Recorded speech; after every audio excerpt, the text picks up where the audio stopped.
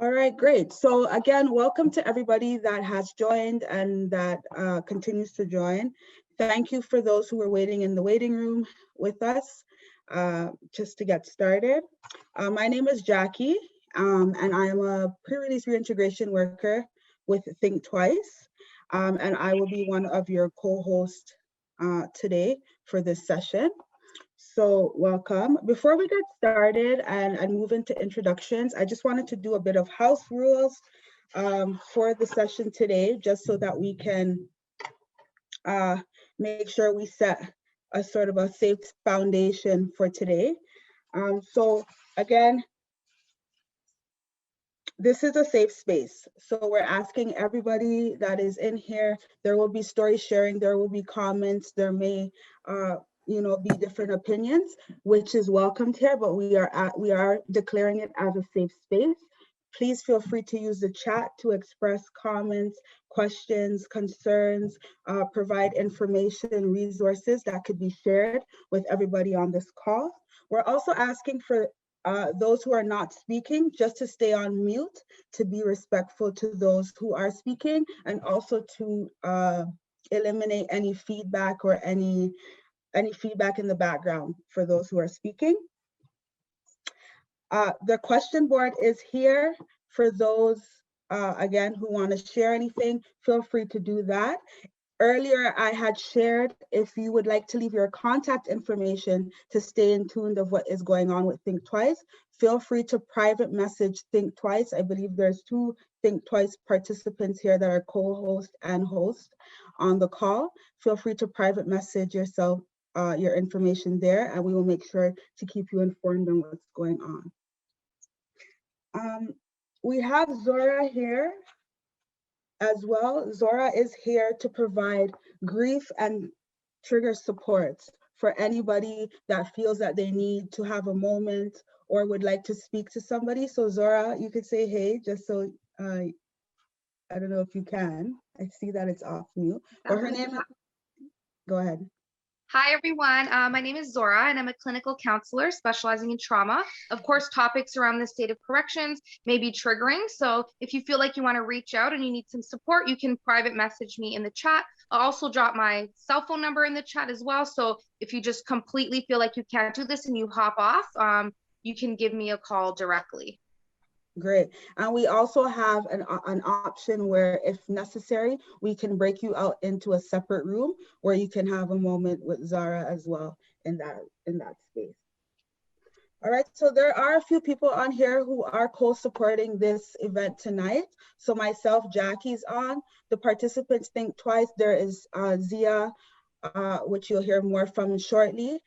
Ty is on here as well, who is under the co-host Think Twice as well. Natasha Think Twice, she'll be supporting and helping manage the question board or the chat board, and then Jafara and Emily as well. So feel free to reach out to anybody in those chat spaces if you need to. In terms of our social handles, we are asking everybody to check out our social handles. If you have any questions, subscribe to them. A lot of the state of corrections that we have done, events that we have done in the past, have been posted on our YouTube channel. So feel free to check out the ones that you have missed, or if you want to recap or reference anything, feel free to do that. We all have them. We have our social handles here, and we will share them again periodically throughout our session today, or our show today. And also visit our website, www.think2.org, for more information and the programs that we have. All right, so moving right into our introductions. Actually, right before I do that, again, just a disclaimer, we are recording this session for those who joined and didn't hear me say that before. So moving right into our introduction. State of Corrections is a Zoom show presented by Think Twice that brings awareness to the Black community of the unjust conditions in corrections. This space is a platform for the forgotten to have a voice, inmates, former inmates, families, anyone who wants to come on, story share, and seek for any answers, get questions, hear some ideas of how you can continue to support your loved ones, or how we can continue to work together to bring justice to the correction facilities and the services. This is a space that we do that. We started this show in April, again, against the lockdown that happened, and really finding that we needed a space to continue conversations and working towards some of the issues that were happening in corrections, right? And bringing awareness to the lack of prevention that was happening, and that COVID definitely emphasized and shone a light on throughout this time. So Zia, I'm going to pass it over to Zia, who will talk a little bit about what's been going on over the last few months, or a year, I should say. We're heading up into a year. Okay, good evening, everyone. So we're gonna jump into our guest speakers, but before we do that, I'm not gonna take too long this time. I usually talk, and I know you guys are tired of my voice, but I just want to give you some numbers. So the South Detention Center, as of December 2020, had an outbreak. Public Health reported 60 people tested positive, although guards and some inmates have told us it was near to 100. Maplehurst Correctional Complex tested, 170 people were tested positive as of February the 3rd, 2021. Joyceville, 160 positive cases as of February the 7th, 2021. And 1,244 total positive cases in the federal institutions. So we'll talk a little bit more about that. So the point of today is to really speak to some of the guest speakers that we have. So we have Jeffrey Hartman from Hartman Law, and he is a lawyer that is heading 2 class action lawsuits. We'll speak about that in a minute. We will also speak with Knia Singh, and Knia Singh is also a lawyer. He will speak about some of the issues that he is facing right now in provincial. We will speak with a former inmate who was incarcerated in the Toronto South during the pandemic, and we'll also speak with a former inmate who was not incarcerated during the pandemic, but has witnessed many injustices while incarcerated. And then I want to have a conversation about how we're going to move forward. So I want a few things from today. I want you guys to get some information for yourselves, for your family, and for the community, for the people that you might be supporting if you're a service provider, and get some information on the federal lawsuits that you guys can pass on to your loved ones. And I also want us to have a conversation about how to move forward with the provincial corrections, right? So is Mr. Hartman in the meeting? I am. Hi, Jeff. Good evening. Good evening. Okay, so I'm just going to introduce you real quick. Jeff Hartman is a lawyer who advocates for prison law across Ontario and British Columbia. He is one of the lawyers leading a current federal class action lawsuit that addresses COVID-19 in corrections, systemic failure, and the violation of the inmate charter rights, as well as a second class action regarding ongoing solitary confinement. So, Mr. Hartman, we will start with you. Amongst other things, Mr. Hartman advocates for cases of negligence and victims of prison abuse at the hands of prison guards, including unfair solitary confinement, where a prisoner is forced to endure extended stays in solitary confinement. Number 2, disciplinary charges that allow a prison to self-regulate internal policy violations using its own staff, transgender prisoner management, mental health discrimination where a prisoner with a visible mental illness is not provided adequate accommodations, and sexual abuse by prison guards. So tell us about yourself, Mr. Hartman, and we thank you so much for taking your time out to come out and speak to the community today. Well, thank you for having me. I'm really glad to be here. In terms of myself, I'm a lawyer. I practice in Ontario and British Columbia, and I've been focused exclusively on prison law cases for about a year and a half now. Prior to that, I'd had, a smattering of cases over over my career. But it's only been about a year and a half ago that I really started focusing exclusively on prison law. And the reason I did it, well, there's many reasons I did it, but it was actually a judge who happens to be a family friend who said, someone's got to do something about this system because it's not good. There's plenty of work to be had. And over the course of your career, things need to change. So this is an opportunity for you. So I really took that to heart, because if you have a judge, if you have someone who's putting people in jail, telling you the jails are bad, that's pretty powerful. So as you described, what I do is I sue jails, and I sue jails for a variety of things like assaults, whether it's a prisoner on prisoner assault or a use of force by a correctional officer. I sue jails for failure to provide health care. That's a huge issue. It's sad that that's true, but it's a huge issue across Canada. And then, as you mentioned, again, there's the two class actions. So one concerns Correctional Service of Canada's failure to really deal with COVID appropriately in the federal institutions, and the other one deals with Correctional Service of Canada's ongoing use of solitary confinement within federal institutions. So that's what I do in a nutshell. I sue jails. Right. Okay, well, we appreciate that. Can you tell us about some of the conditions inside the institutions right now, federally? Do you mean in respect of COVID or general? Both. Okay, well, in general, the issue that I face a lot in general is healthcare. And if you're relatively healthy, you can, probably get through your sentence relatively fine. If you have a health problem that's even a little bit complicated, you're in really big trouble. The reason you're in really big trouble is because it's primarily financial. Jails don't like sending people to hospital when they need to go to hospital, because they need to send 2 guards, and then there's overtime issues and whatnot in the hospital.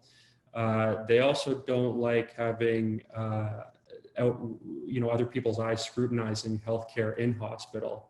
They're not equipped to deal with serious issues within the clinics in the jail. So I don't know the number of cases that I have where, had the jail just provided this basic treatment for this person who's not all that sick overall, they probably would have been fine, but they're not fine because they didn't get that treatment. So healthcare is a huge problem. In terms of COVID, things seem to be flaring up in different places at different times. At the start, what we saw was there were, I think, 2 prisons in Quebec that had problems, and one in British Columbia, being Mission Institution in British Columbia, that had a huge problem, and someone actually died at Mission from COVID. Then, relatively similar to outward society, things started to clear up a little bit, and let's say that the first wave kind of wrapped up. Then when the second wave came in, we see different prisons that are having flare-ups. So the big flare-ups now are Stony Mountain in Manitoba and Sask Pen in Saskatchewan. The conditions at jails that have flare-ups are really not very good by any means. At the start at Mission, there was 24-hour lockdowns, 24 hours for several days. Then that eased to like 23-hour lockdowns, and you get maybe 40 minutes out of your cell a day to shower and use the phone.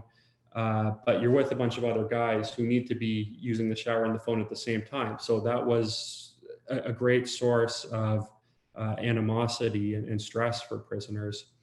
The food is not good.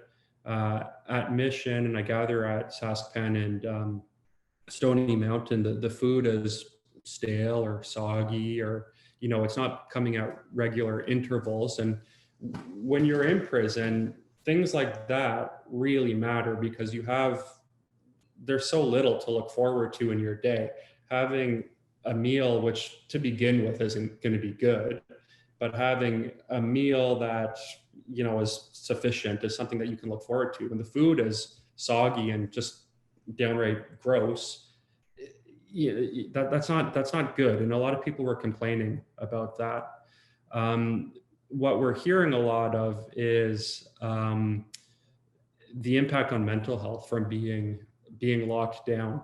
And what the issue really is you go kind of nuts because you don't know when it's going to end. You don't know when life's going to get back to normal. You don't know if tomorrow you're still going to be in a lockdown condition. So it's the ongoing nature of the lockdown really is causing a lot of anxiety issues, a lot of depression issues, a lot of PTSD issues. So altogether, the state of the COVID situation in a jail that's having a flare-up is really quite sad. Thank you. So what I think is so great about tonight is we have two lawyers on, but we'll also have two former inmates. So you're hearing both sides and getting some understanding of an inside view of what's going on, and then a community view, or a defense view, I should say. So before we move on, can you tell us a little bit about the class action, both of them actually, about both class action lawsuits? What do the people need to know? We are going to ask questions. I'm going to have them ask some questions, but what is it that they need to know about these class actions? Can they still get involved? And now I know that I've been sending you names and you write them directly, and I really want to thank you because I know you've sent out letters immediately. But some of the concern that we have is a lot of the people expressed a concern about involved writing you and speaking what's happening to them. So speaking their truth. And they're really, a lot of people concerned about punishment. Mm-hmm. Yeah, and that's not surprising. That's something that I've heard a lot of, and something that I anticipated. And I mean, frankly, in this scenario, there's really strength in numbers. And what we want to do is show the court, which is in Vancouver, by the way. The case is in the Supreme Court of British Columbia at Vancouver. But what we want to do is show the court that there are people from Vancouver Island to Newfoundland that are in this scenario. And if we get enough people doing that, then it's really difficult to see how CSC will pinpoint anyone in particular for punishment. In terms of punishment across an institution, I mean, I think these guys are already being punished by the horrible conditions, and I'm not, things can always get worse, but I'm not sure how things can really get worse based on what I'm hearing. So, I take concerns about punishment to heart, and what I do is, if someone has a specific concern because they have a specific problem in the jail that they're concerned about, tell me, and we'll figure out how we can deal with it. So what we're doing is really two things. We're keeping a master list of everyone who signed up for it. So that includes, your name, your FPS, whether you got COVID or not, and where you are in Canada. Contact information once you get out, if you get out by the end of this process, so we can stay in touch. So if you put your name on the list, I don't really see how CSC is going to know about it to begin with, or at least not anytime soon. What might be a little bit more risky and a cause of concern is if you do what I'm asking people to do, which is to send me a letter and describe what's going on. So I can get an affidavit from you, and I can take the affidavit into court in Vancouver and say, look, Judge, this person at Spring Hill in Nova Scotia has this to say about what was happening there in COVID. Here's their affidavit. Again, you know, there's strength in numbers. So I'm not the one who has to be in there 24 hours a day. And I don't know what other people go through, but I haven't seen any form of specific punishment leveled out to any prisoner who's given me an affidavit yet. So, you know, I take those concerns seriously, but I'm not sure that it's going to happen because I haven't seen it yet. I think I only answered part of the question. That's okay. Can the COs read the mail that you are sending them and that they're sending you? Like, is it sealed? Like, how does that work? How does the mail work? So yeah, so first of all, prisoners have a right to solicitor-client privilege, as does any person in Canada. Whether you're in jail or not, you have a right to solicitor-client privilege. In a perfect world, no, the prisons cannot open legal mail, but that's not to say it doesn't happen. It happens all the time. What I do when I write a letter, and what I think is a really good practice when a prisoner is sending a letter to any lawyer, whether it's their defense lawyer, whether they're doing an appeal, whether it's me, anyone, is do a couple things. Write on the letter in a couple different places, solicitor-client privilege, legal mail. That way you put CSC on notice that this is privileged communication and they can't open it.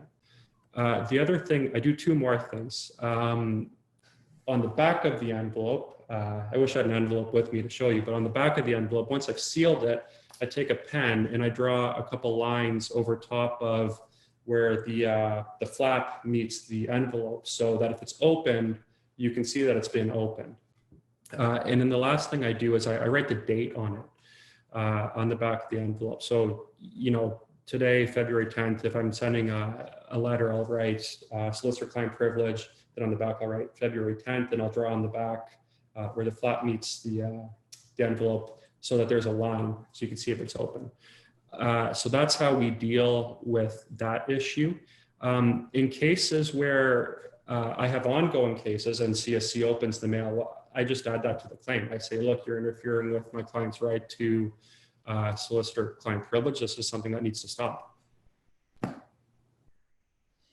okay, so now if they do open the mail, even though they've written that on top of it, who is to hold them accountable, and how does that work? There's so many things that they're not supposed to do and they're doing anyways. Yeah, so I mean, there's really two options. The first is you can grieve it through the grievance process, but I mean, who cares? What's that going to get you? And then the second option is that, as I said, if I have a client and this is happening, you know, repeatedly, I just sue for it. I sue. But you know, if you don't have a lawyer, then grieve it. And if it's happening a lot, you know, you might want to think about bringing a small claims case, for instance, because I think it is important that the culture of impunity that CSC seems to have, I think that needs to change. And by that, I mean, I think more of these cases need to come before judges so that judges see what is really going on in prison. And the reason I say that is because I think if judges really knew what we know, having, you know, worked in the area or having a loved one in and dealing with this on a daily basis, I don't think people would be, they'd be a little more reluctant to, judges that is, would be a little more reluctant to be sending people to prison. Okay, so I see the message board is going off. So there are some questions I'm gonna let in, and it's specifically about punishment and how inmates are treated when they complain. But before we go there, before we go to the questions, actually no, let's go to the questions. And then I'll also have one of the former inmates talk about what happened when they complained and what that looks like for inmates inside. So first, let's go to some of the questions. Message board. Hi. Before, actually, hold on. Before we even go there, I got a private message, so I just wanted to speak on this one real quick. So this one was about punishment. The person's family members in an institution, a federal institution. He did receive a letter from you, but he's not comfortable responding as he doesn't want to be reprimanded. And that will impact his time there. So what they want to know is, can the families reach out to you and speak to you instead of the inmates themselves? So if a mother, sister. Yeah, absolutely. And I should have mentioned that part of the class action is showing the court that it's not just the people in there who are impacted by this. There are family members that I've spoken to that are just going through situations that no one should go through. And it's really helpful to get affidavits from them. So yeah, yes, by all means, please do have a family member contact me, and we can do things not quite totally anonymously, but we can not identify the prisoner. So let's say the family member's name is Jane Doe and her husband's John Doe. Well, we don't need to mention John Doe's name. We can say, my husband is incarcerated in Manitoba. This is what he's going through. He's afraid of retribution, so he hasn't identified himself. Problem solved. Okay. So that's good. So for the families that are listening, you can be the one to speak with the lawyer on behalf of your loved one, and also yourself as well, to be involved in this class action lawsuit. So that is good to know, because a lot of the concern is the punishment that they receive. So, the guards can make their time real hard. Management can make their time real hard. It's happened time and time again. And it's usually the people that complain are known as troublemakers, and it's usually the people that complain, and it's needed for them to stand up, but then their time's hard, and they have to be a real warrior and be able to handle the segregation and the shit pit that comes with it. So that's something for everyone to know. Your families can be the one on your behalf. And what about if they don't have families, but they have support workers, or they have girlfriends? Well, that's part of their family. Are they able to also contact you on behalf of their client or on behalf of their loved one? Yeah, so the short answer is the more the merrier. We want to know what's going on across Canada. So yes, the more the merrier. If there's, since we're lawyers, we have to abide by the rules of evidence and whatnot. And if there's evidentiary problems, we can't put something in to evidence, we'll deal with that. But we haven't really been seeing that so far. So yeah, the more the merrier is the answer. Okay, and then before I put it off to the message board, there's a message from Lindsay Jennings. How can we change the rule of individuals losing their OHIP status upon incarceration, and for the Ministry of Health to take prisoners under their care? And can this discriminating rule be challenged legally? I don't know the answer to that question. Okay. It's an issue that I deal with a fair bit. In a more practical way, but I don't know the answer to that question. I've never really thought about it. Okay, I will send that to you. I'll send you some of the questions. Sure. Okay, message board, you can take it away.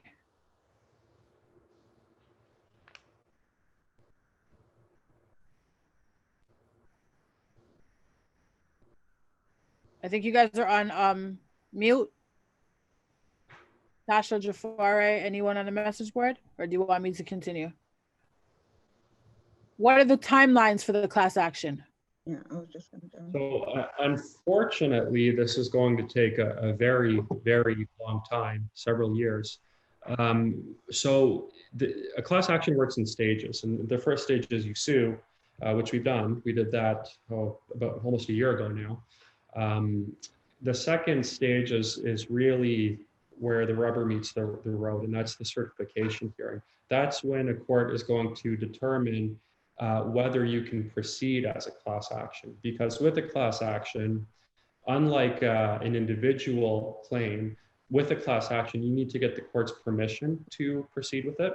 So we're asking the court for permission in January 2022, which sounds like a very far time away from now, but there's plenty of work to do. So between now and 2022, what we want is to hear from as many prisoners and their families as possible in terms of what's going on in there, so that we can put forth a really persuasive position to the court, showing that this a lot of people are impacted by this.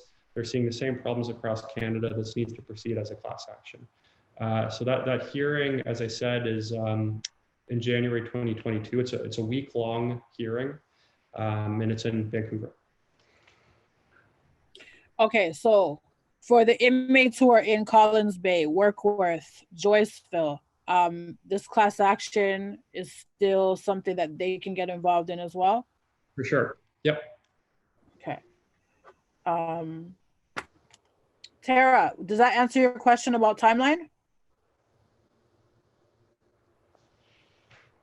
Hey, not really. I have some people who have been out for the last few months, and I guess they are wondering how, like, when they had to be in custody to qualify. Yeah, good question. So the period of time that we're looking at to qualify is really when COVID started. So, you know, I'd have to look at the court document, but just based on memories, it's about February, March of 2020 until the date of certification. So as I said, the certification hearing is January next year. So if you've been in federal custody between pretty much at any point in 2020 and in 2021, you would qualify. Okay. There was a, do you want another question, Zia, or? Yes, please. Okay, so there's a question around mask wearing.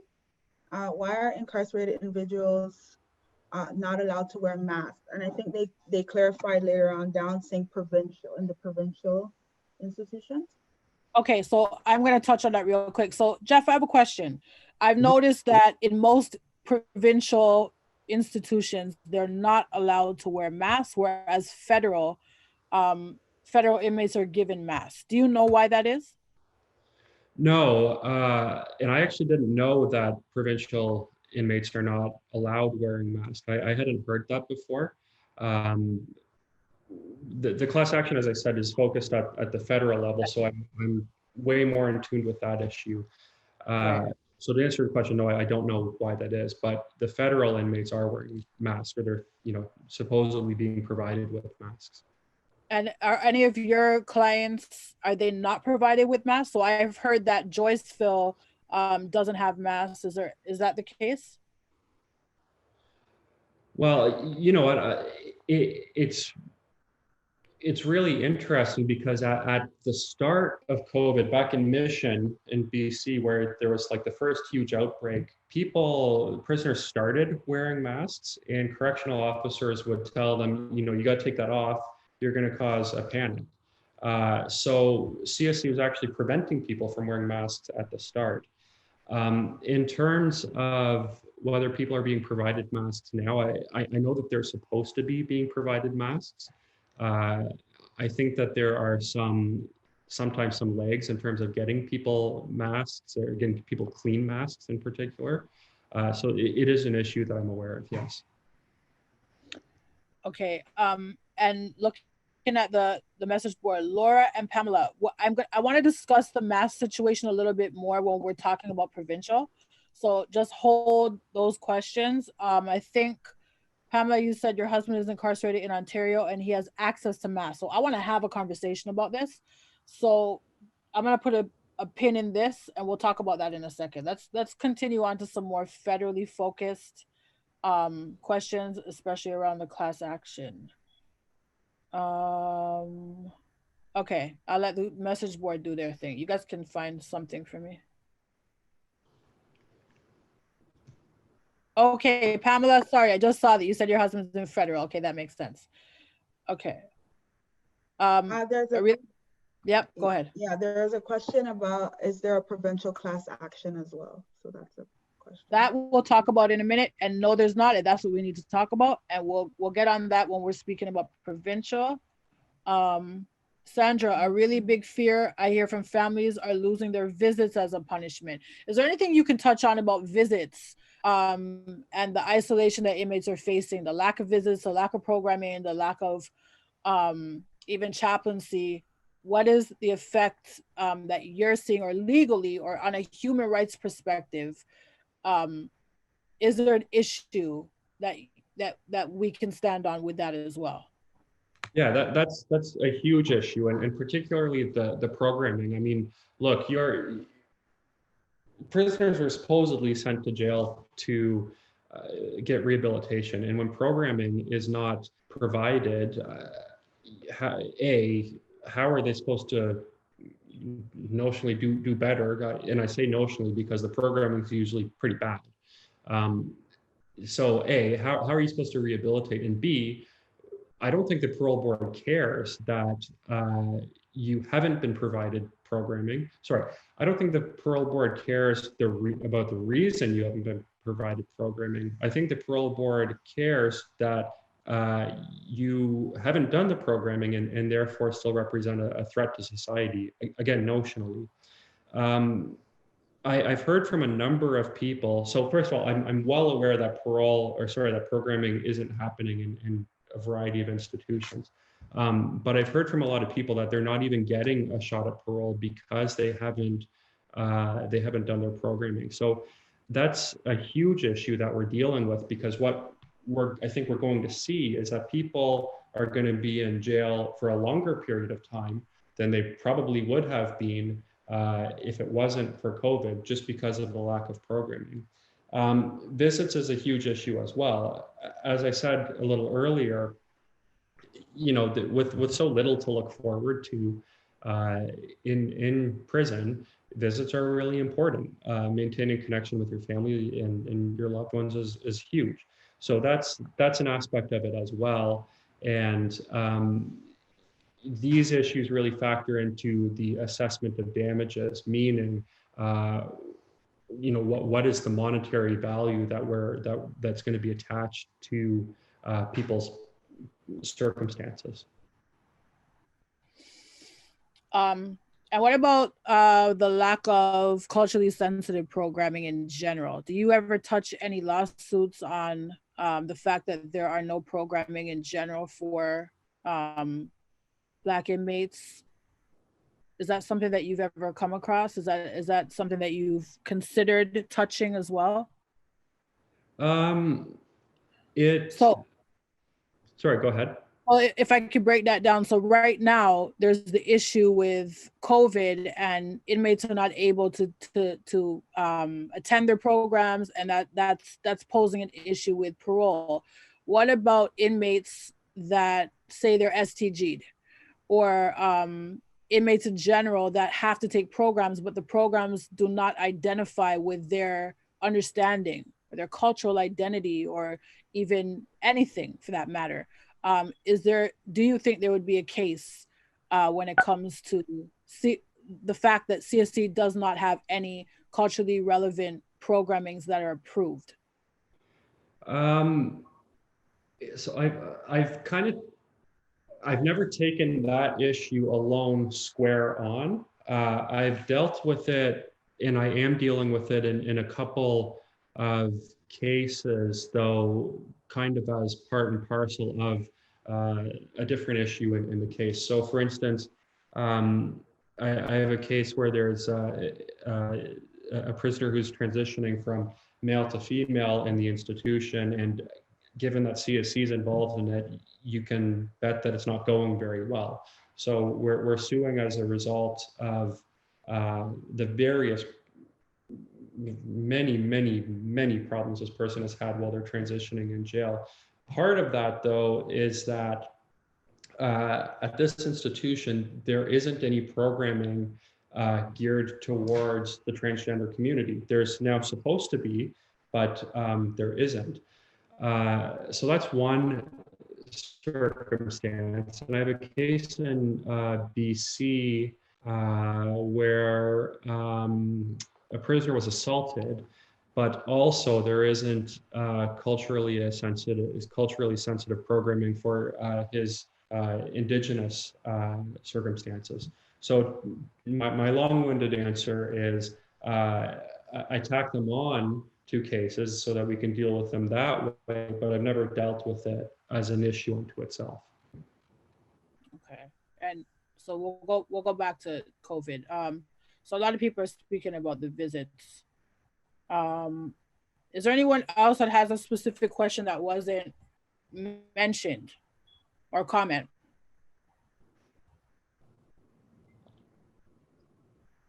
Joyful Minimum is one of the few who never figured out a way to restart the PFV visits before the second wave, even though other institutions did. Okay, so that was a comment from someone. Yeah. There's a lot of comments, and a lot of comments are around the visits, you know, the visits that are no longer, and the, you know, at one point they moved to video visits. I don't know if that's still happening. So just expressing, you know, their stress and, you know, the impact around no visitations are having right now. That'd be really valuable to get affidavits from family members who on the outside are frustrated by how this matter is being handled. I think that'd be really powerful. Okay, so for other families, if you hear that, or even service providers that are providing supports to families or incarcerated individuals, if you guys could get affidavits from the family members yourselves, that's something that you could send in and he will accept. So that's big. So and there's an expression for your email address, so maybe we can share your contact information in the chat as well. So yeah, I'm trying to do that, but it seems like I'm privately messaging Matthew, which I'm not intentionally doing. I seem to get away from that. Okay, can you private message someone else, Jacqueline or myself, or Think Twice, and then we'll share it? Yes, I'll see what I can do here. Another comment came in: COVID also results in inmates' inability to connect to community support workers, which impacts their successful reintegration into the community with regards to housing, health supports, etc. So that was a comment.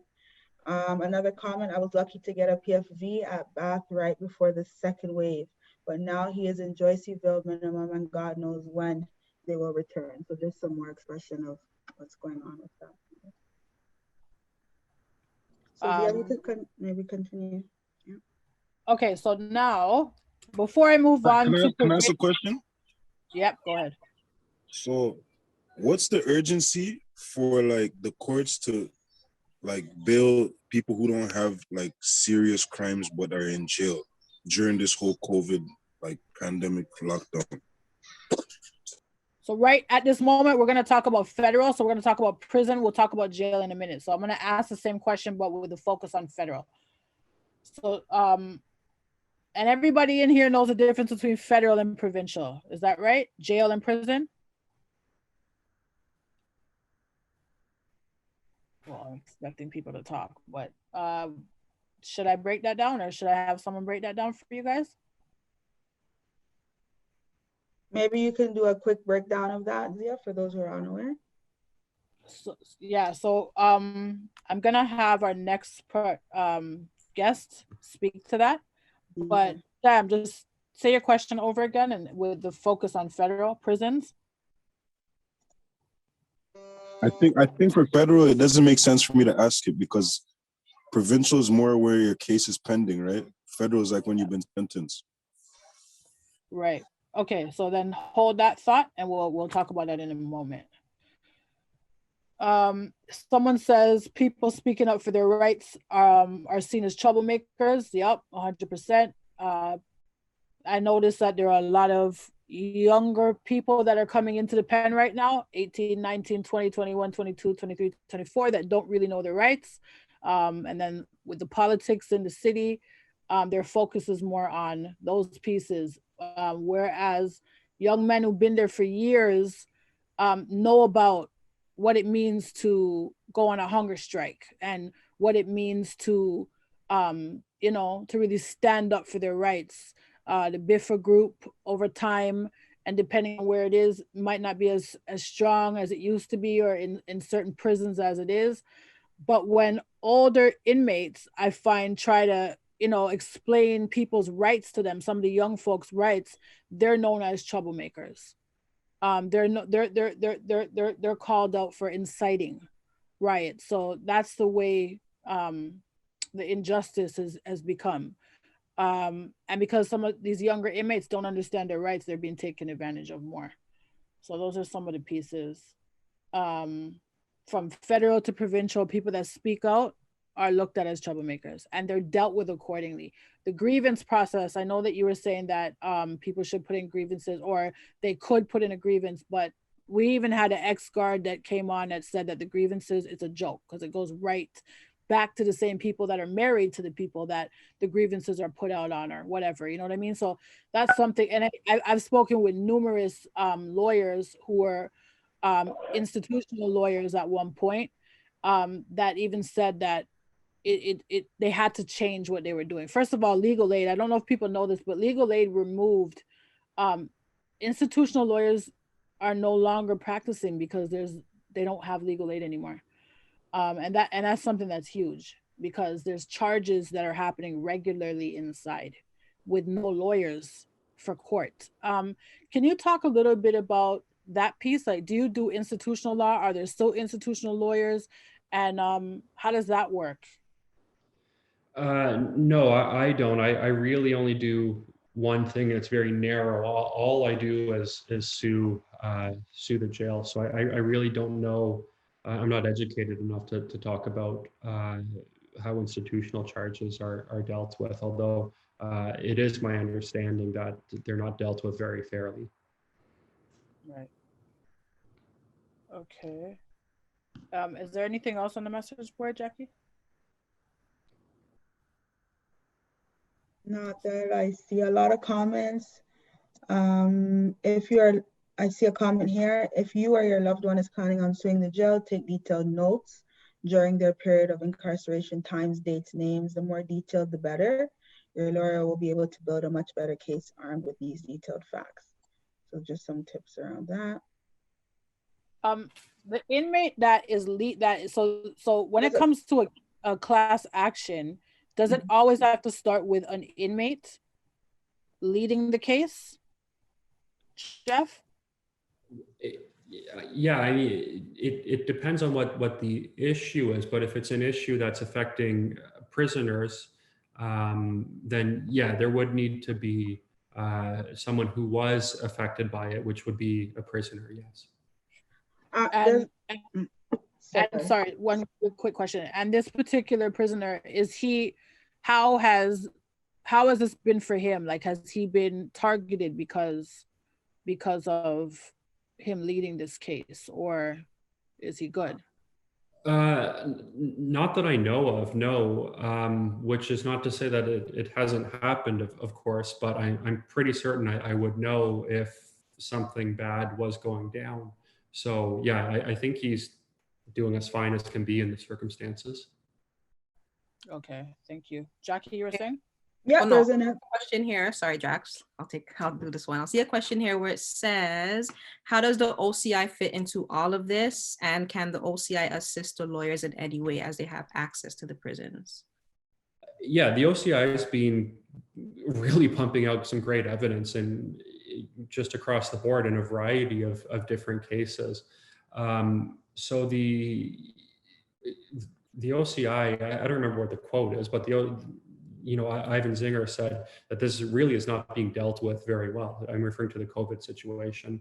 And that's not surprising, because every single year the OCI does a report and issues recommendations, and those recommendations usually are not followed. So yeah, the OCI has been pretty helpful in terms of evidence.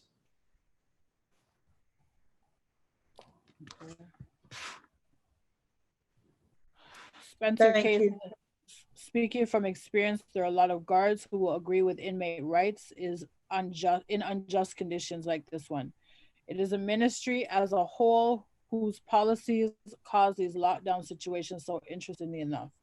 A lot of the time, these same conditions affect correctional officers in a similar way that that it does inmates with regards to COVID anyway. Is your class action, are guards involved in that as well, or is it just inmates? It's just prisoners, but interestingly, at the start of the Mission case, at the start of the class action, when we were dealing primarily with Mission, I did speak anonymously with a couple of guards who also wanted to sue the institution, sue CSC because of what was going on with COVID in the institution. So, there's a lot to say about guards and the relationship between guards and inmates, but at the end of the day, the guards are being affected by it as well. But because guards are unionized, it's not something that I'd be able to deal with. Okay. Do you want to speak a little bit about your segregation class action? Yeah, sure. Just very briefly. Again, it's out of Vancouver. The reason it's out of Vancouver is because class actions are an enormous amount of work, and my partner on the class action, both class actions, is in Vancouver. And then on the COVID class action, I have a partner in Victoria. And in both class actions, we're talking to the folks in Quebec who are doing the parallel class action. They're about really forming a truly national class, because Quebec has a different legal system. So prisoners in Quebec are excluded from these class actions. They have their own class action.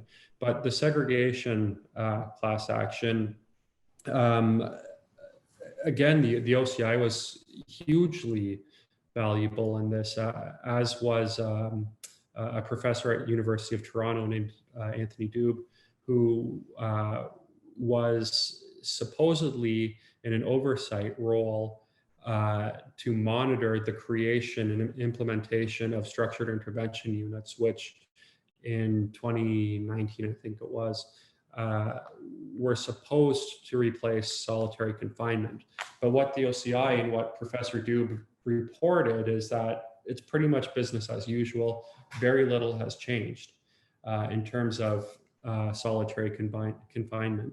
So we've started a class action again in Vancouver for every prisoner in Canada outside of Quebec who has been in a structured intervention unit from whatever the date of the implementation was, at some point in 2019 to the date when the class action certified.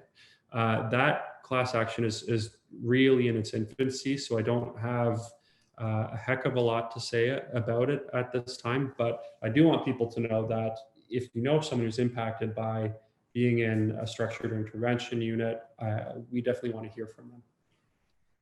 Okay, and that's Canada-wide as well? Yeah, it's Canada-wide, and we're talking tomorrow, in fact, my partners on the SIU case are talking with the folks in Quebec about making a truly national class that includes Quebec. Okay. So you guys can take that back to your loved ones as well. So this is specifically segregation, and it's called structured intervention. That's what it's called now, SIU? Yeah, SIU, structured intervention unit. I have some issues with that provincially, and I'm sure there's a lot of people in here that will be contacting you about that as well on a federal level.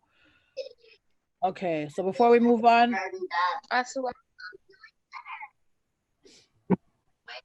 Why is it so hard? Zora, mute your phone, or someone mute the phone, please. Thank you. How can we leverage the recent reports of Maplehurst? Okay, yeah, we'll talk about that in a second. I think we're pretty much done with federal right now.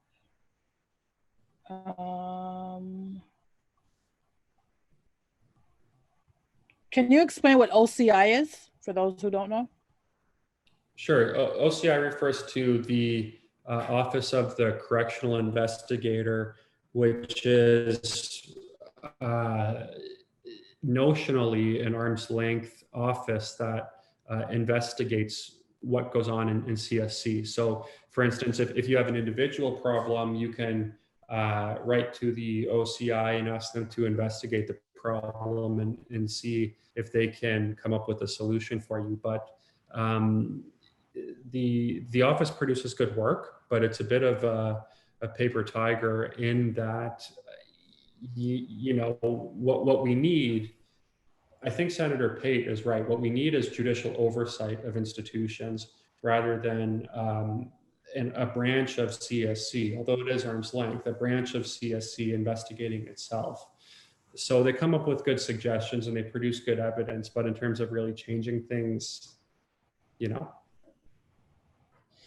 Okay.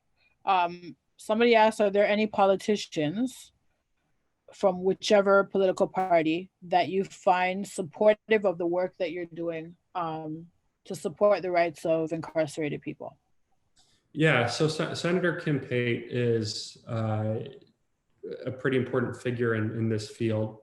But besides politicians, there's a lot of academics that produce insanely good work that is tremendously helpful to me, that I use on a daily basis. So I'd encourage people to look to the academic community as well. Okay. Okay, thank you very much. I'm sure people will have some more questions if you stick around. Is there anything else that you want to leave with the people before we move on to our next guest? Well, I think I've I've done a lot of talking. It was a pleasure to be here. Please email me if you have any questions about the class actions or about any other issues. As I said, it was a true pleasure to be here and to chat with everyone. So thank you for having me. Thank you so much. And we are going to move on to our second guest, who is a former inmate. And he was in a provincial institution. He was in the South Detention Center during the pandemic. Sorry, I don't know your name on here. So if you don't mind, just, well, we see, we wouldn't be able to. Hi. Hi. How you doing? Good night. Good night. Thank you for joining us today. No problem. Okay, so I'm gonna start with you. I'm not gonna ask you your name or anything, but if you could talk about what did incarceration in the pandemic look like in the South?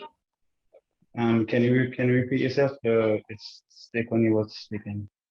What did incarceration in the pandemic look like in the South Detention? So what did it look like? It's not the best thing to describe to anyone. I won't wish prison on anyone, to be honest. Being in there during the pandemic, it was hell, to be honest. You don't really have access to anything. Like, we get shower every 2 days, you can say.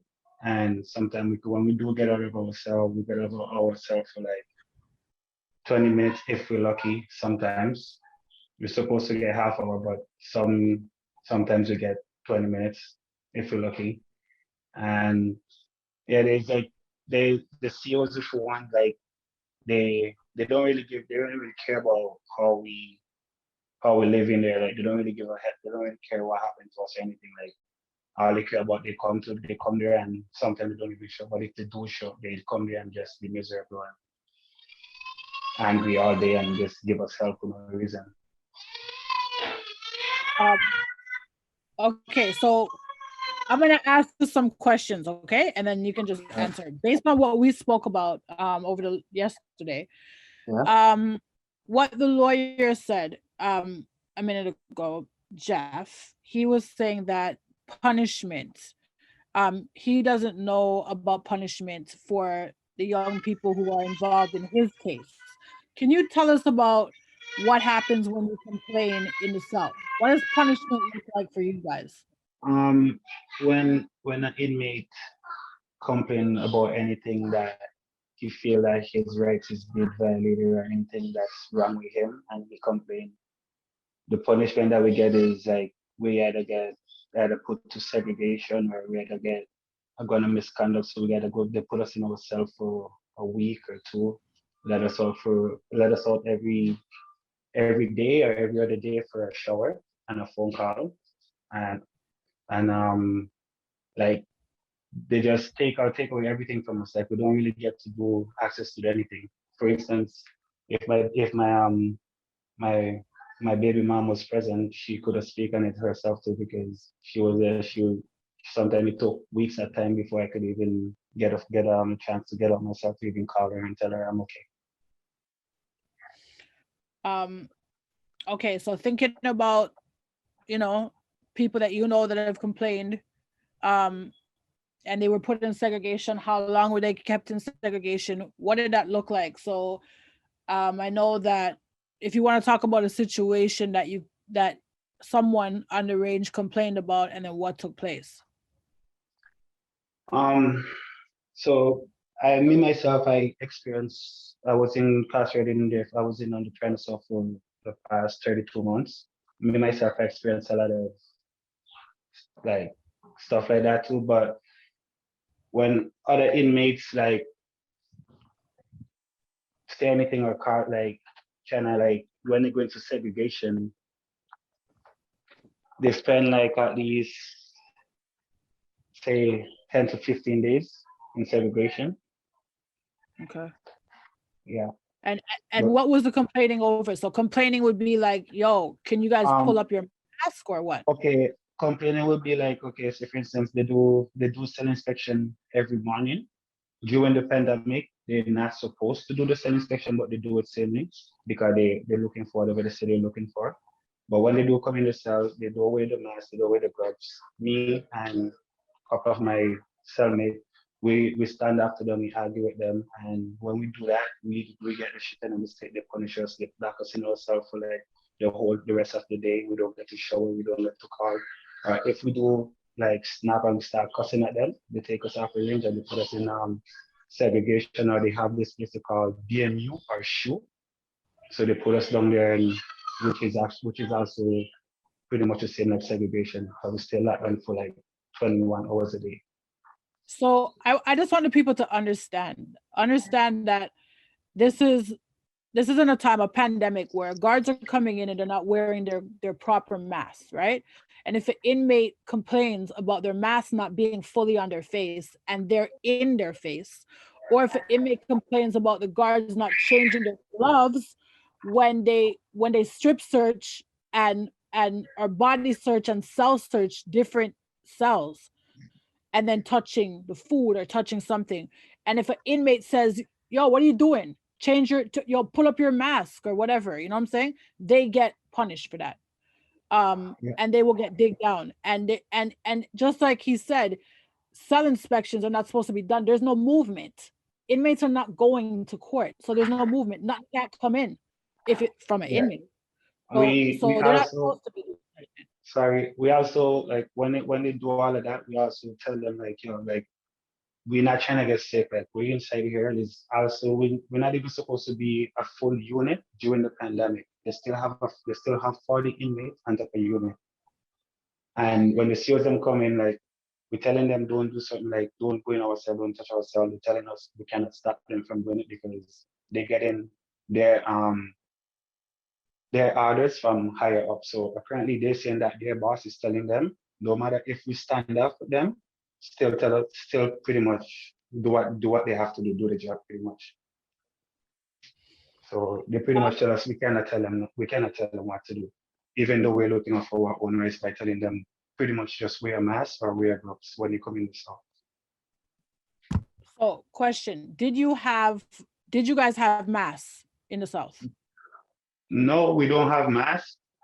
When everything just start getting bad, then they bring masks to the inmates and say, only give us masks when we either going for like, this is when they had the one visit running, when we're going for a visit or a professional visit with a lawyer, or you go into video court, or you go into like, to see like, they have some of the chaplain like volunteer to come and see certain inmates one-on-one. So that's the only how they give you a mask. Other than that, they don't give you masks. They don't inmate no masks. So before you guys got the mask, if you tried to make a mask, right? They take, What would they happen? take everything.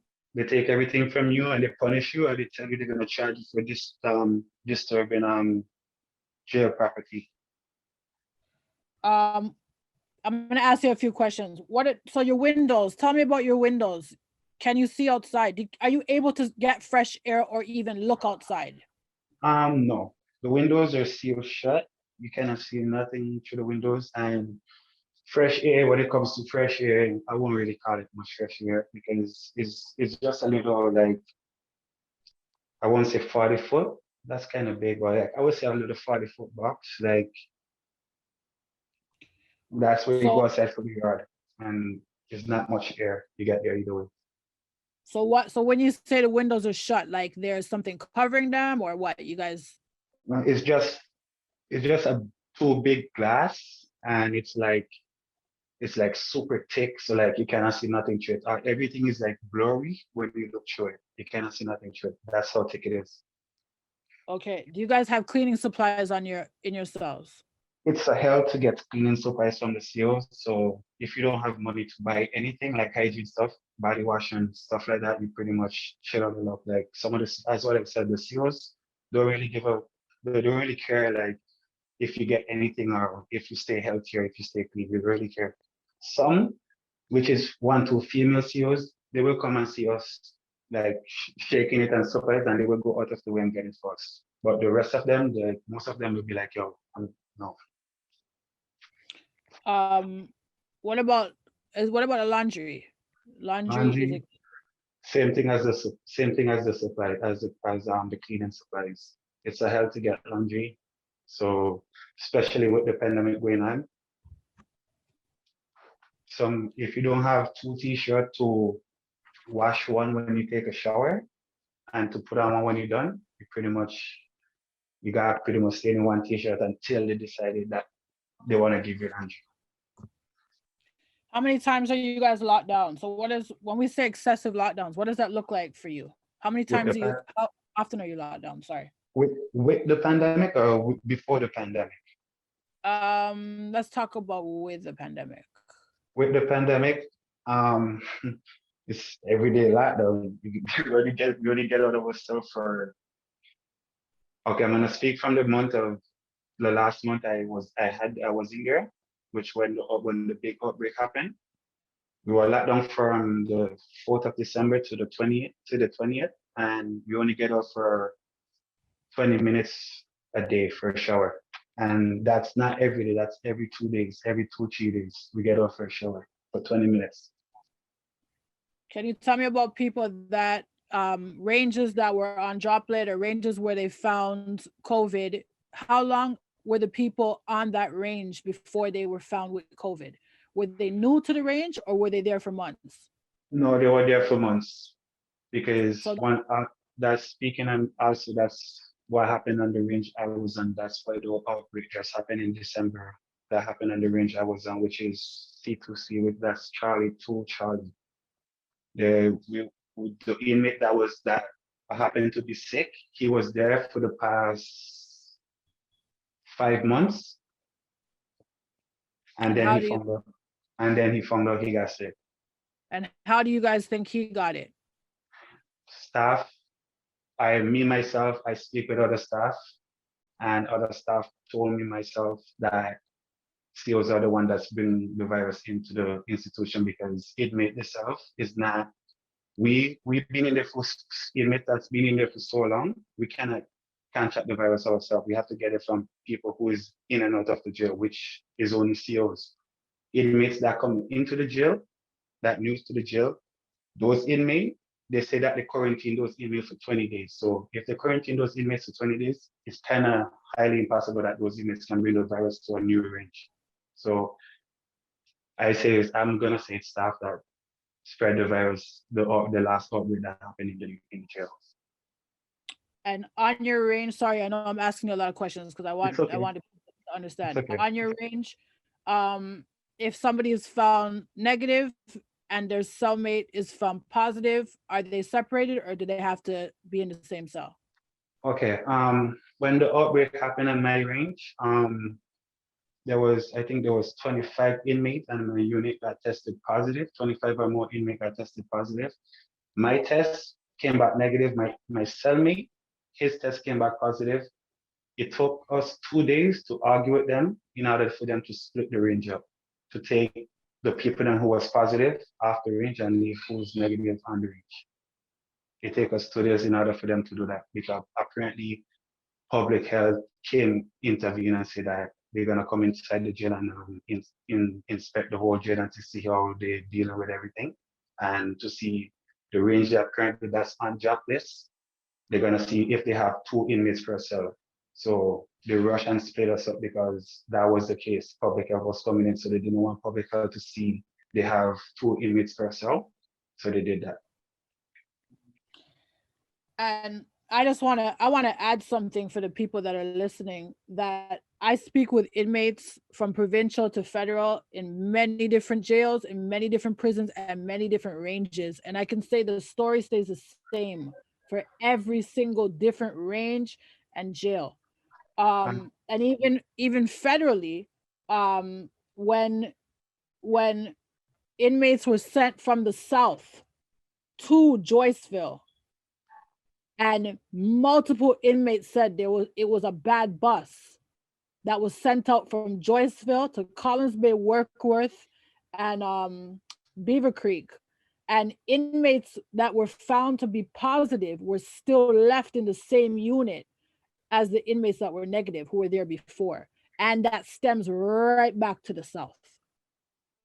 So yes, and because also and that same unit that was on, there was so many that also one of the CEO that came up to us and that I speak to myself. He was telling me and my cousin, because my cousin he caught the coronavirus when he went to that unit also. He was in that building. He was in the building for the past 2 years. And the moment he went to that unit, he got the virus. And then the CEO told him to pretty much he'll give him a number, actually wrote down a number with pen and give it to him and tell him to contact the city TV and to tell them everything that's going on. And I didn't hear what they said, but he told me that the CEO told him that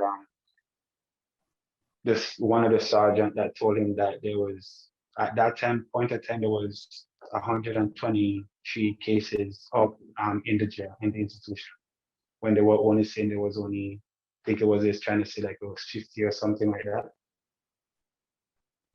okay.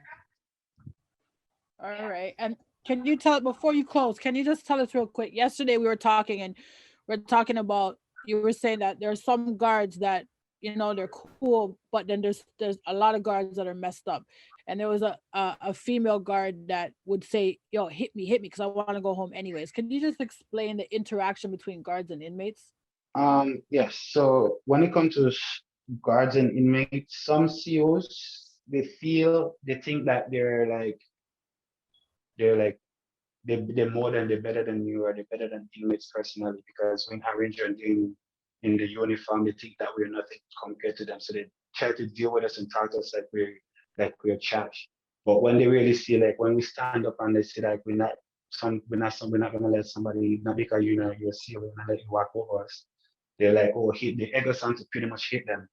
There's one female, she's not an officer of the institution anymore, so I'm just gonna say her name. She's a police officer now. Her name is Miss Malloy.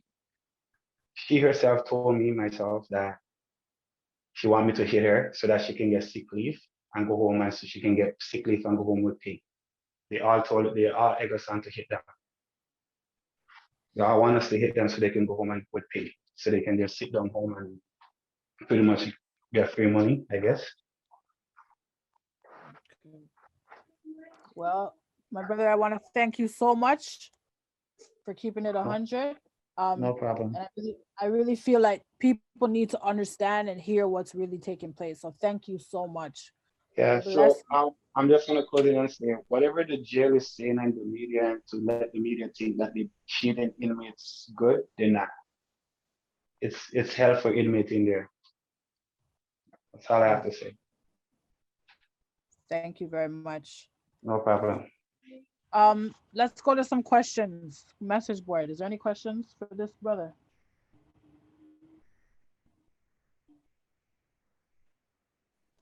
I can, yeah. You see some comments here, not questions. There's a comment here. The Canadian Charter of Rights and Freedom states that everyone, including prisoners, has the rights not to be subjected to any cruel and unusual treatment or punishment. Another comment, I've seen guards keep 6 for each other from their superiors in cat and mouse game of following the wearing the mask guidelines. So just mostly comments, not really questions. Somebody asked what institution that the former inmate was just discussing. I'm not sure if they missed it. The South Detention Center. And then one more comment, the jail should be held accountable for the continuous use of transfers amongst jails to control COVID outbreaks. It's been spread around with intention with those transfers. So no questions really, most of them are comments. I see here, the system of complaints and the process for grievances is a joke. It's just there to give the illusion of a fair process to express your concerns, 100%. Someone else said, I heard last night that CSC is fining inmates $25 if they're not social distancing. What? Yes, and I think the inmate confirmed that was true somewhere there. A little. Some COs care and more can care less. Yes, and that's what I hear all the time. I know in life there's good and bad in everything. So I'm not going to say every one of them is bad, right? There's good and bad in everybody, every race, everything. Wheat and tear shall go together. And that's why I always say that people need to do the right thing, because change can't come unless it comes from within. So within whatever it is you're in, you need to speak up. That's why I really appreciate the guards that the former guards that came on our show and spoke up and told us the racism that is behind the scenes, right? So yes. Yes, $25 is what they're taking. Wow. All right. Okay. Yes, big up to the brother who spoke. Thank you for sharing. Okay, so now we're going to move on to another lawyer in the city. You may know of him. He is representing the family of Regis, and his name is Knia Singh. Knia, I know you're on here, so. Thank you, Zia. Thank you for that introduction. And just to be clear, I did start the case with Regis Koczynski Paquette, but I'm no longer on that case. So just for clarity, okay. I don't want anyone to have a misinterpretation, but I am handling other SIU cases such as Jamal Francique, Fabian Clark, okay, and others that I can't name right now. But thank you for having me. It's been a very fruitful discussion, and you know, I want to be an open resource to anybody on this panel listening who wants to understand more. But you know, the state of corrections goes extremely deep. There's a lot of issues that I would love to discuss, but because of clients' confidentiality, I may not touch on a few of them. But it's an endless pit of despair when it comes to how inmates are treated. I'll just start off by giving you some background of myself. My name is Knia Singh. I am a defense lawyer, but I focus on human rights issues, police complaints, and general public advocacy on behalf of people's rights. I haven't always been a lawyer. I've been a music producer, ran a recording studio from '93 all the way up to 2009, 2010. And I've been in touch with a lot of people who have experienced the criminal justice system. That's where I practically got my training to be a lawyer, is from running the studio and intervening and assisting clients when they had issues. I've made quite a many jail visits prior to being a lawyer, assisting clients who were locked up in the pen or even in jail, and visited Warkworth, Joyceville, Penetang, quite a few of the federal institutions. What I can say is that path has led me to an in-depth understanding of what goes on behind the scenes, the trauma families have to go through, the strain on the inmates themselves, and then you combine that with my legal training and my knowledge of the system and how it works, and then unfolding, seeing cases from start to finish, seeing the challenges when people are incarcerated, it has allowed me to have an in-depth view of the situation. You know, I've ran politically, but that's not important. What's important is what we're discussing here. So what I can say is the conditions of the provincial institutions are quite deplorable. Right now, I'm actually handling a case where a correctional officer took a mental health patient and basically asked him, "What's your disability?" And my client told them he has psychosis because he does have PTSD, schizophrenia, and psychosis. And the guard said, "No, you're lying." And the guard actually forced the inmate to move from his mental health range where he was comfortable and safe because he can't be around crowds. He has issues with being around people. And he moved them on the spot. Within 8 minutes, he called a nurse, and the nurse came down and evaluated my client and said, "You're okay to go." And then the guard brought him down to a new range, a range where he'd be with people, and he wasn't prepared.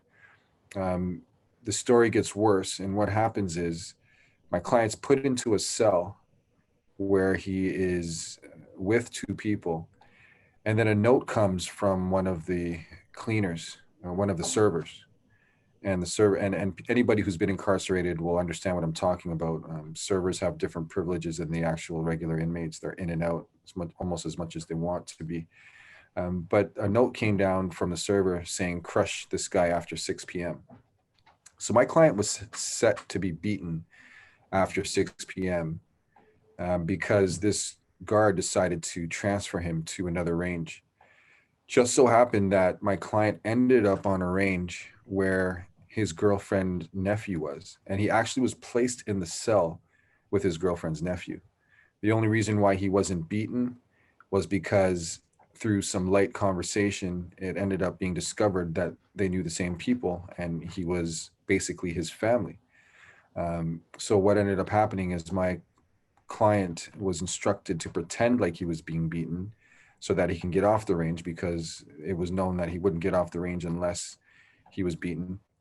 And then once he was off the range, he was placed in an interview room. His property was gone through, thrown out of the room. He was yelled at, interrogated, called names, taunted, and they basically made an attempt to get my client to say he was suicidal so they can place him in the hole.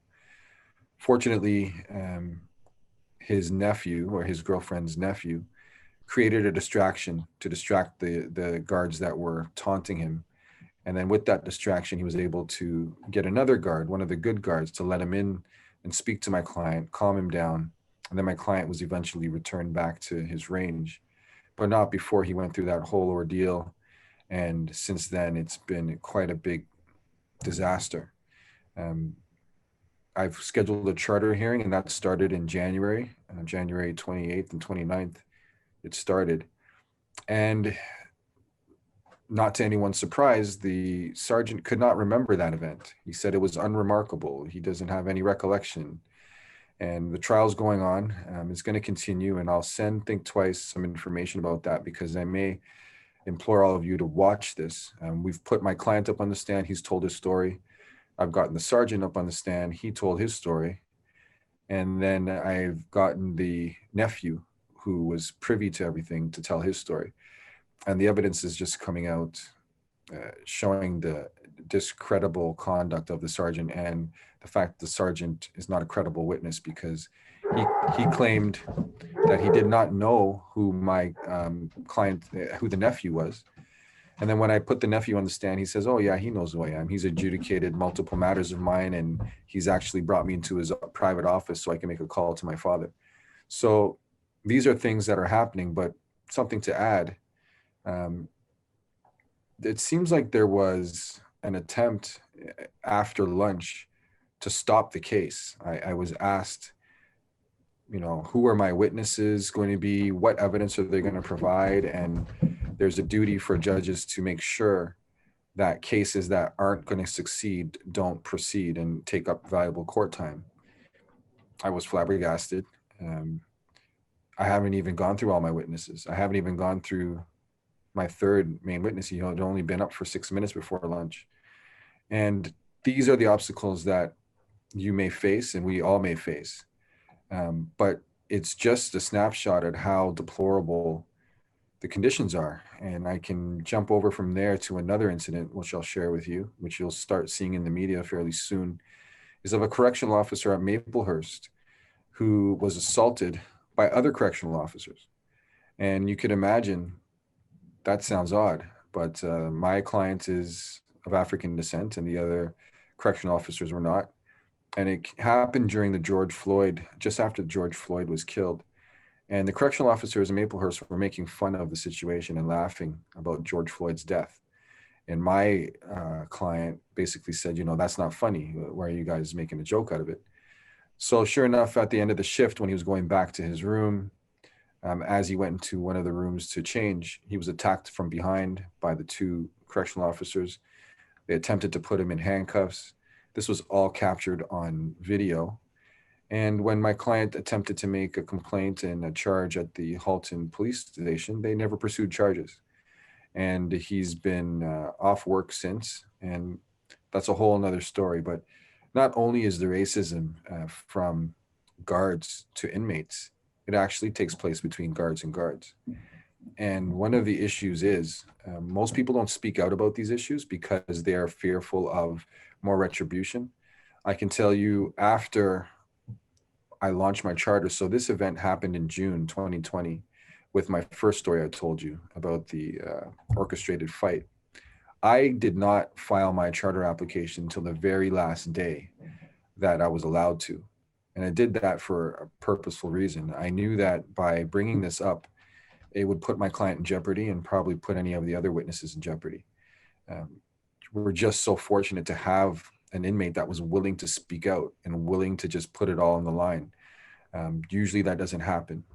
That is something that I think families of inmates and inmates in particular need to understand, that if they want the system to change, it's only going to change with them divulging this type of information. Without the information for lawyers to work with, we have nothing. And even when we have the information, it's extremely difficult to get success in certain arenas. Some of them may be more clear-cut than others, but others, there's a very huge attempt to discredit or put down whatever complaint that's being made.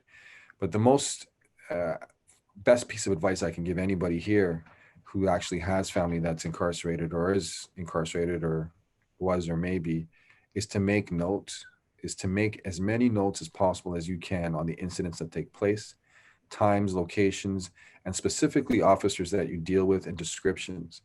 Because what I'm running into is, who did that to you? I'm not sure. Well, what does he look like? Can't remember. Dark hair, bald head, or tall or chubby. Those are the descriptors I get.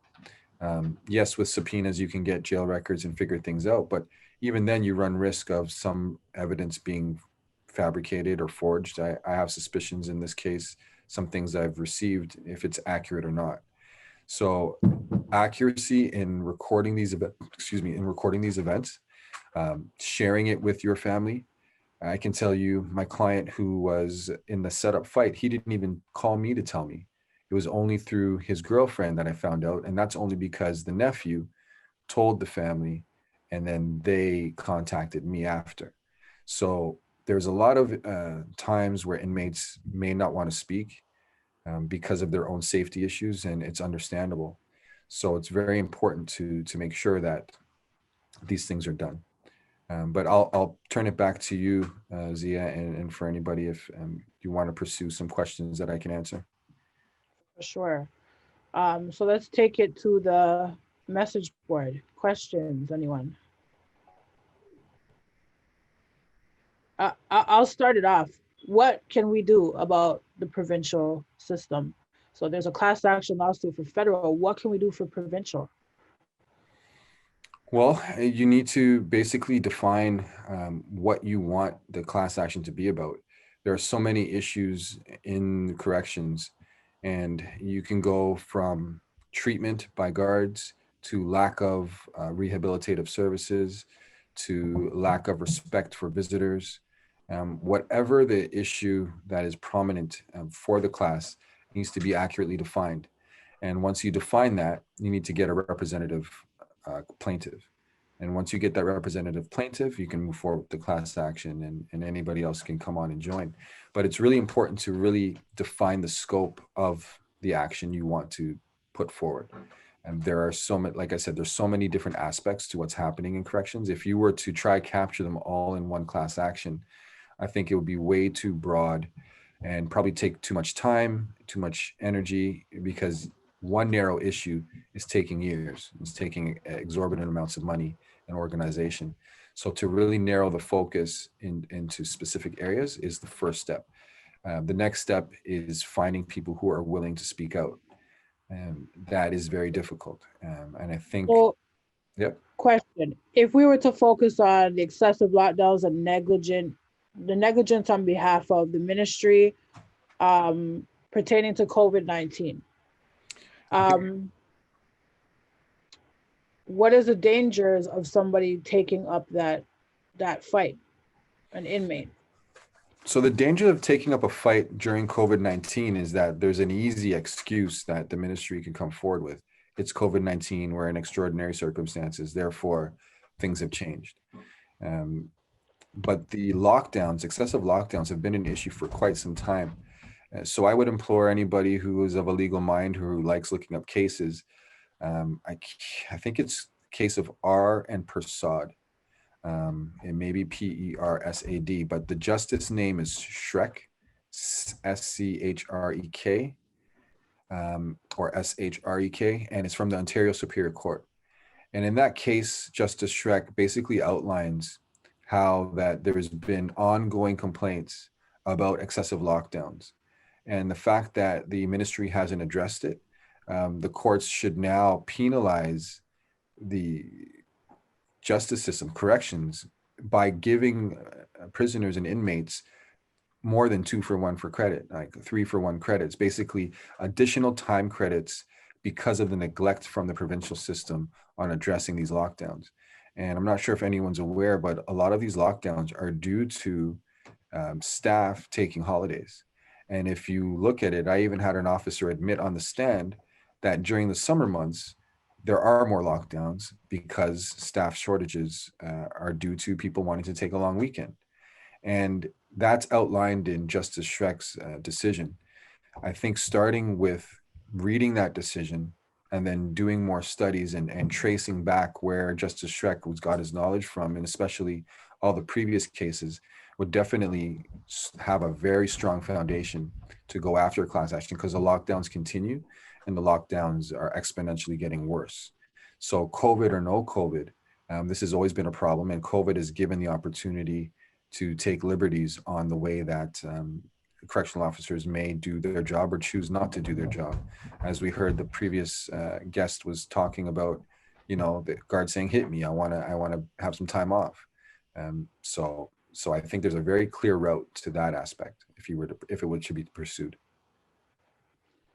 All right. Any questions on the message board?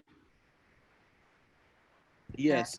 Someone here has asked, can they put you in solitary confinement if you're suicidal?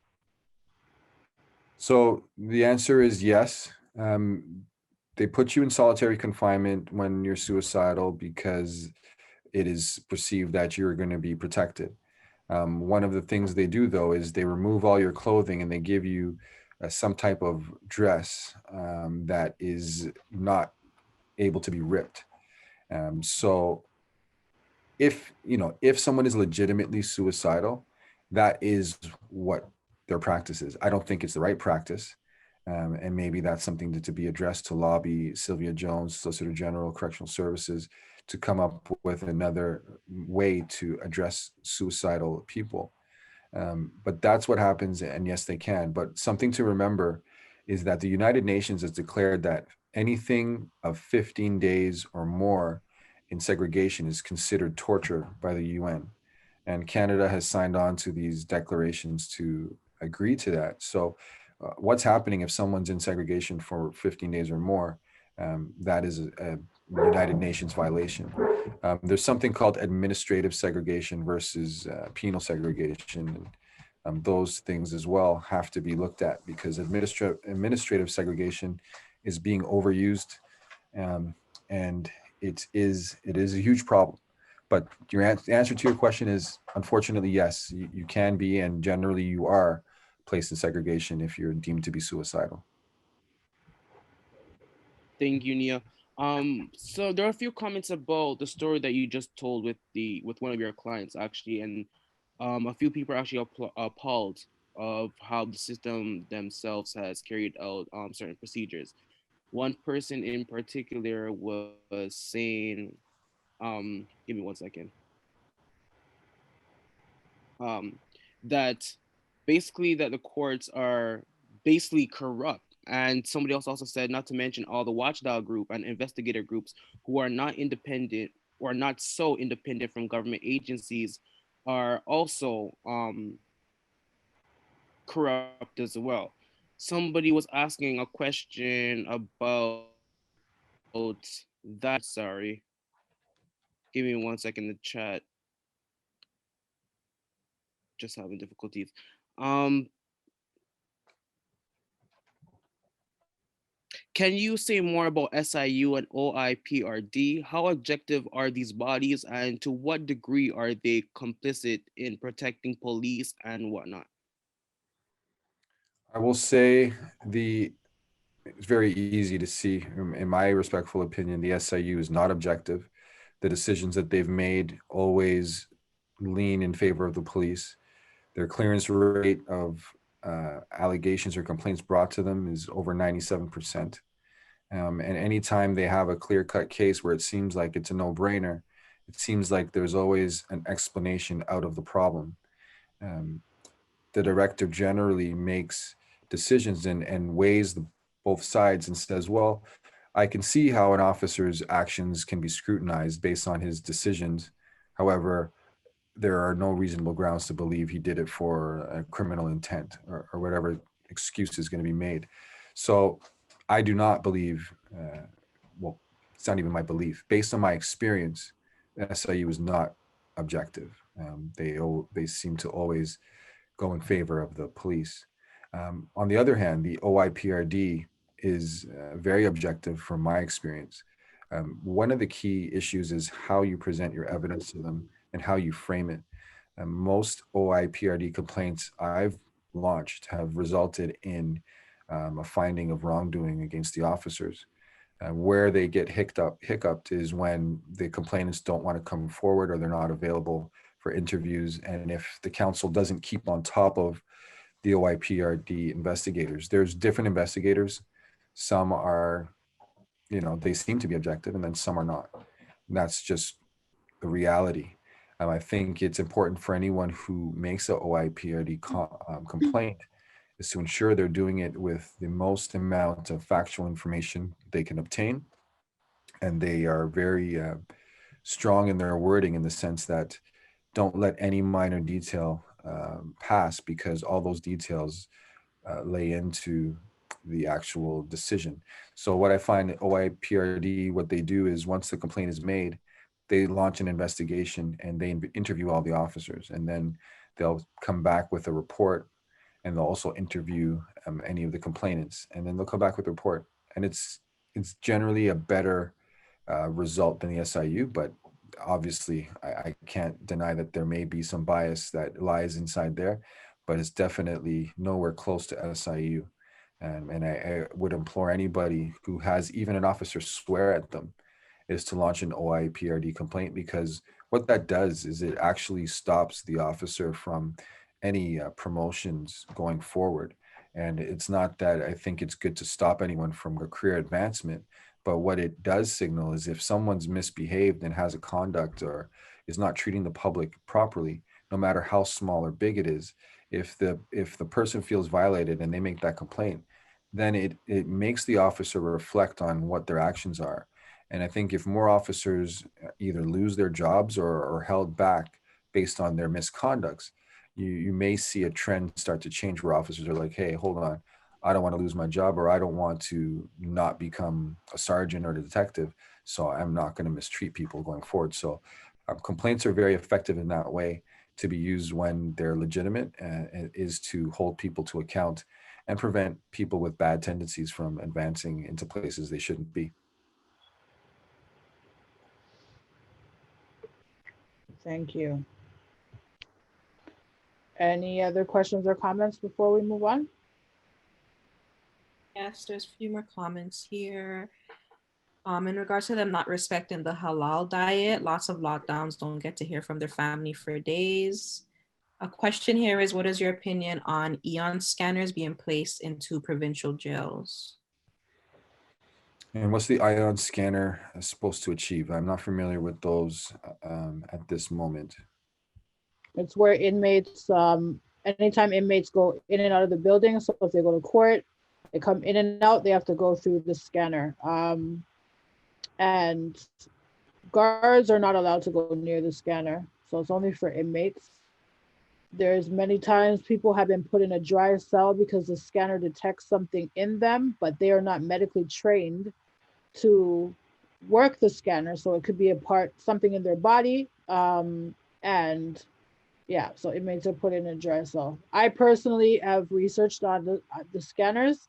They're not the same scanners that are used in the airport.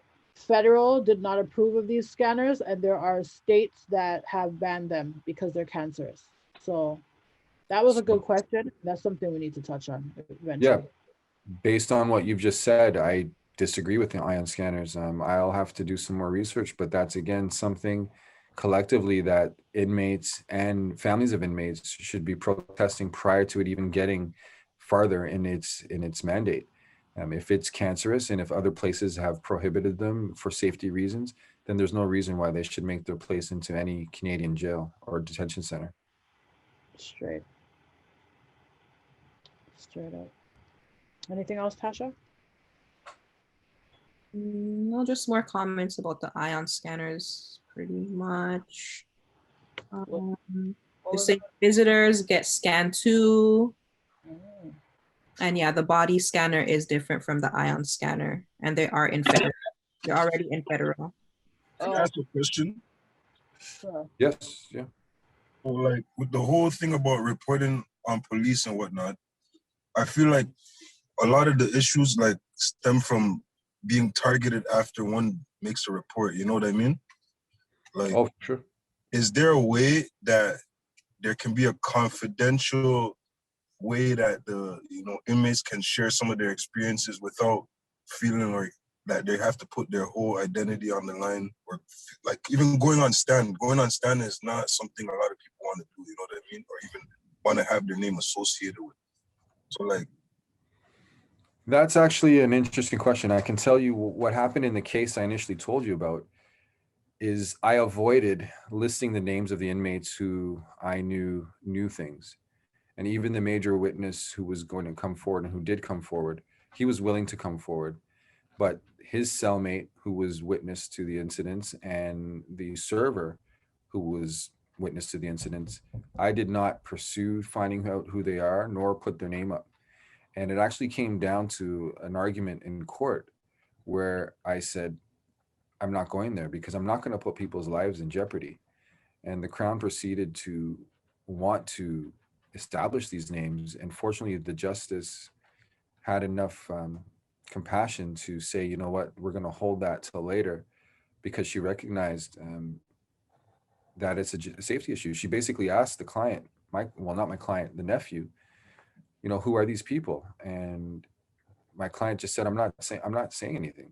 I'm not going to say who it is because those people's safety is in jeopardy, and no one can make me do that. He says, I've made the choice to speak out for myself, but I'm not going to put anyone else in that situation. So what my firm is actually going to endeavor is finding out a way to establish people as confidential informants in the same way, like akin to confidential informants. They're not, but it's the same principle. And I actually made that argument in court. I said, Your Honor, I want you to consider these witnesses in the same principle as we would confidential informants. And the response was, well, they're not confidential informants. And I said, well, I know that they're not. But the point is, their life and safety is in jeopardy for providing information that's material and relevant to this case. So there has to be some consideration on that. So I am, my firm is going to be looking to that. I hope we can achieve that success. And any other lawyers or legally inclined people who are out there, please, you can do that research yourself and assist in seeing if there's a way. But I think that's the key. And short of that, in conjunction with Think Twice, I've always wanted to work with Think Twice in prison reform, because a lot of my clients are affected severely by these issues, is to establish some type of forum where these stories can be told, but confidentially. Me as an officer of the court and as a lawyer, I think my credibility could stand in the sense that if I ensure anybody providing me information, they're sworn to tell the truth, I can, get them to swear to tell the truth, and then I take that information and put it into an anonymous information package. Even if it doesn't result in any charges or a lawsuit, just the information being available for people to review would be valuable enough. So I implore anybody who wants to tell their story, send it to Think Twice or send it to my firm, and you don't have to attach a name to it. And if you do have a name to it, you just request that it remain confidential, and we would never share that information of the identity of people. But the stories are important because they will move the needle in sense of people understanding what's happening in there. The public wouldn't believe me or anybody if we told them all the stories. The story that I told just now sounds impossible or sounds crazy. And the only reason why we have confirmation is it was serendipitous that this young man was in the same cell as my client, and he was the one who was supposed to beat him up. That's the only reason why we know all the details we know. Right. And now, again, like, another thing too, like another reason, another case to be made about why inmates need more confidentiality when reporting against guards and whatnot is because when inmates die in jail, it doesn't make CP24 news. Right. No one knows. No one knows unless you're a close family member or a friend of the person. You know what I mean? So that means there's a question. How did the person die? Yeah. You know what I mean? Yep. So like all these precarious like situations lead for a person to say, you know what? I'm gonna just keep my mouth shut. I'm just gonna soldier the situation, you know? Yeah. But who ends up with the power after that? I totally understand and I get it. And it's just, we have to change that culture. We have to come out strong together at once to really make an impact. Because if we don't, it's just going to continue. And the way that corrections is going and the way that they're detaining people coming home and all these, hotel detentions you're talking about, it's just going to keep increasing. I don't know if anyone's read the documents from the federal government that talk about building these COVID detention centers, but it's public knowledge and you can research it. I would hate to see the culture of jail now continue forward, especially as the detentions are going to be increasing most likely with these COVID restrictions. So it's very scary and it has to be addressed now before it goes too far, because once it goes too far, it may be very difficult to turn it back. There's a question. Does Mr. Singh represent cases in just provincial jails? No, I've helped people with parole hearings, and I've done that sparingly. It's not my area of expertise or focus.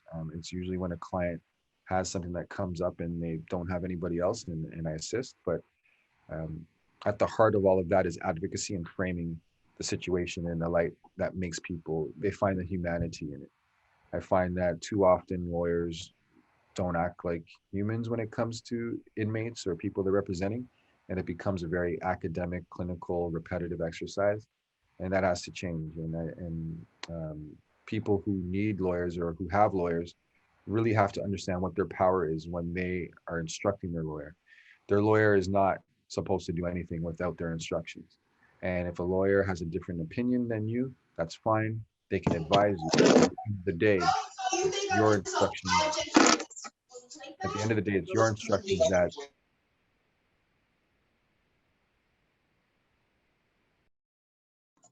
Sorry, Mr. Singh, you are muted. Oh, sorry. Okay. I was just finalized by saying it's very important for people to instruct their counsel as what to do, because there shouldn't be only a few lawyers out there who you can trust able to do the job for you or represent you. Any counsel you have, if they're competent, should be able to represent your interests. And if they're not following your instructions, then there's a problem there. And you need a counsel who is going to follow your instructions and inform you of what's going on. Yeah, Um, that's serious. I find another issue is with legal aid. It's hard for people to change their lawyer. Yeah, it is. And one of those problems with that is they're not documenting all the things that are happening. I had a client who was having a nightmare with a lawyer, and I said, just ask your lawyer for an update and do it by email. They asked and they got a runaround answer. And I said, just clarify, say, you know what? I'm asking you specifically to tell me what's happening at the next court appearance. They got another runaround answer. And once you keep all of your communications via email, it's the most effective thing you can do because it's dated, it's timed, and there's a trail, and you can see everything back and forth. You can take that to legal aid and say, my lawyer won't give me any information. He won't even tell me what was in my disclosure. He won't even let me have a meeting with me. But when you say, I just want to change lawyers, they're like, well, you can't change lawyers because we've already established this. So I can just tell you in a recent case, I did a ton of work for a client. My client's out of jurisdiction and he wanted a lawyer in the jurisdiction because he felt that, because they're closer, they may be able to get a few more things done. And I was like, that's cool, no problem. And I had to basically give up my entire pay. I had to tell legal aid, you know what? I'm not going to bill anything on this, so you can transfer the certificate. That makes it a lot easier. I don't know many lawyers who are going to agree to do that, but that's something that's an option to help a transfer of a certificate happen quicker. But really demand an update from your lawyer or your lawyer's office. Here I am speaking when my clients have a hard time getting me, but that's because I'm doing work nonstop every day, real work. But I can't say I know there's other lawyers who just don't want to talk to clients or who brush them off. And that's one of the worst things that they can do for the profession and for the client. So really document and articulate the pattern of events when it comes to counsel. And if you haven't before and the issues still arising, start from there.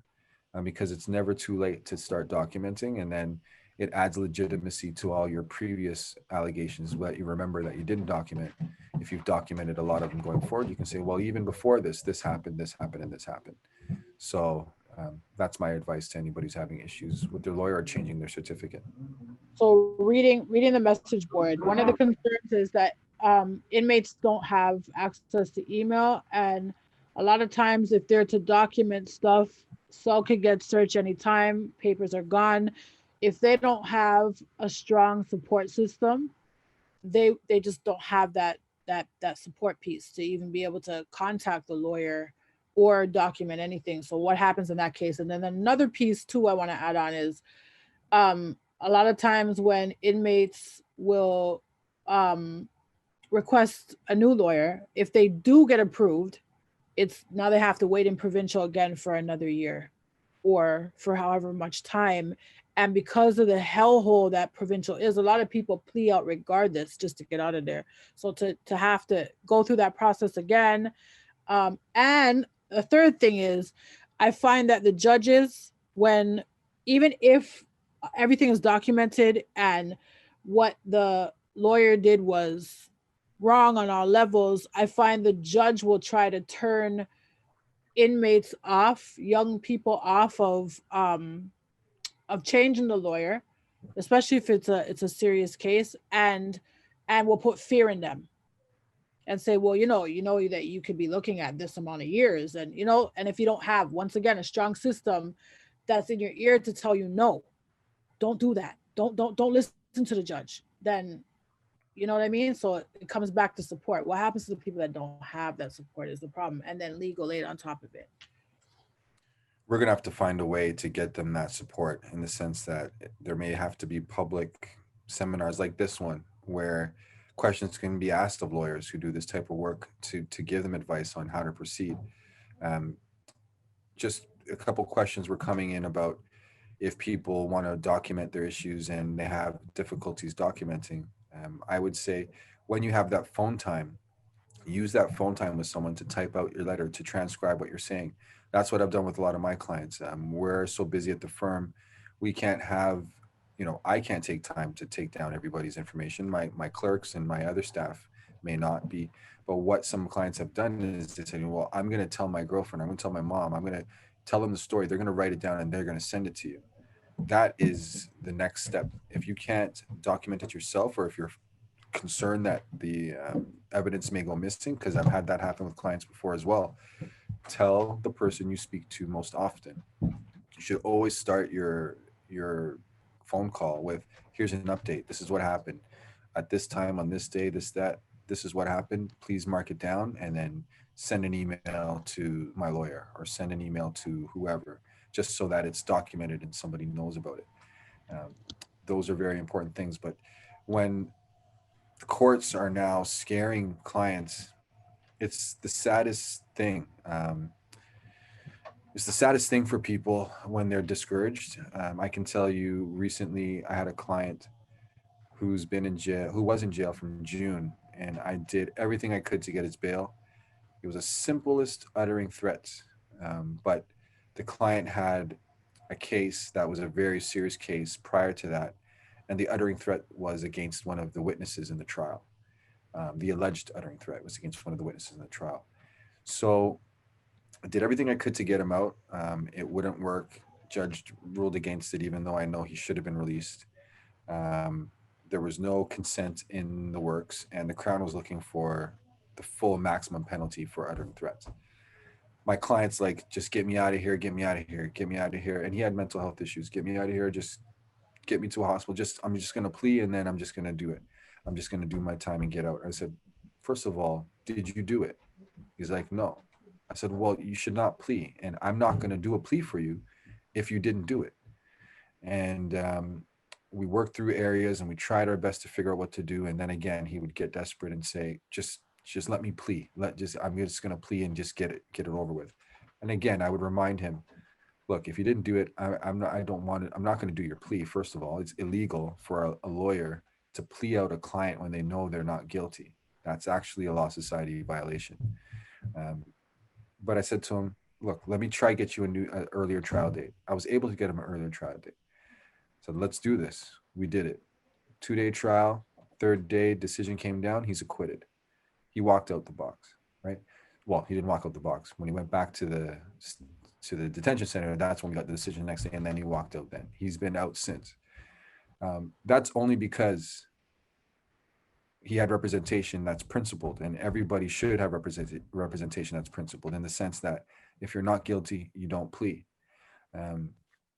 That's what's missing. And too many people, I hear too many stories of people who are innocent and they don't even know they're pleading until the second the judge asks, how do you plea? And the lawyer says guilty. And the person turns and says, what's going on here?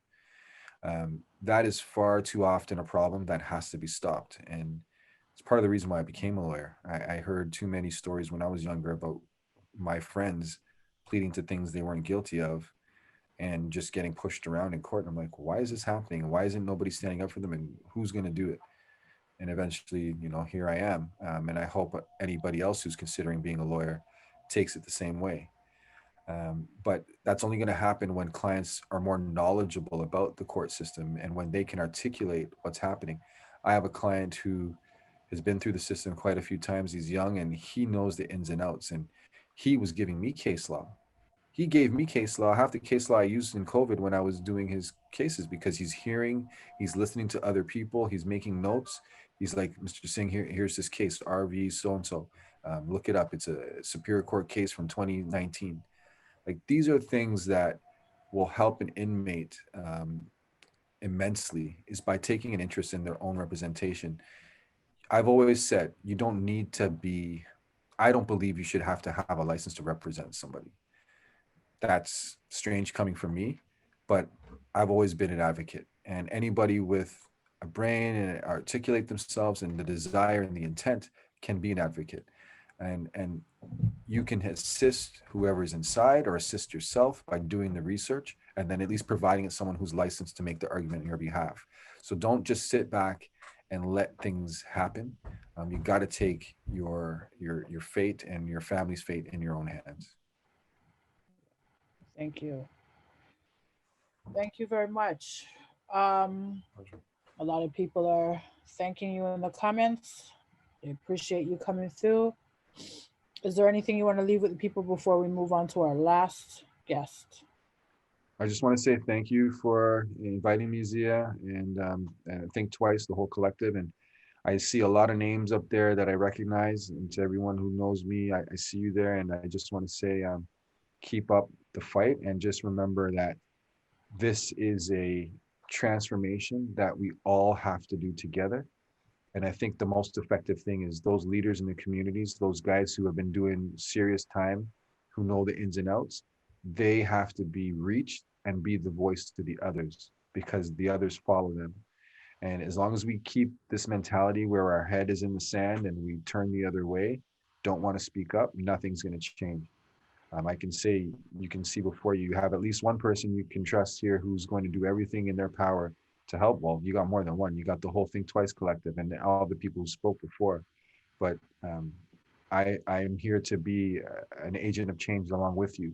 So just implore other lawyers to do the same thing, and employ your colleagues to speak up and stand up for yourselves, because that's the only way we're going to come out of this. And I thank you for having me as a guest.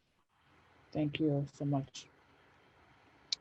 And we are going to turn it to our final guest speaker, Simon. Simon, are you still here? Yeah, hey Sia, how you doing? Hi, Simon. So I'm gonna talk a little bit about myself. Who am I? My journey through the system, what I've seen. Oh, hold on. I want to introduce you though. Okay. So yeah, my name's Simon. Wait, I want to You're gonna introduce me. Sorry, go ahead. Go ahead. All right. So this young man that's speaking, I met in a federal institution, and brilliant young man. And when he came out, he contacted us, and I wanted to bring him on the show for quite some time now, and I just never had the chance. But here he is today, and we will definitely bring him back again after today as well. But now you can go ahead, take it away.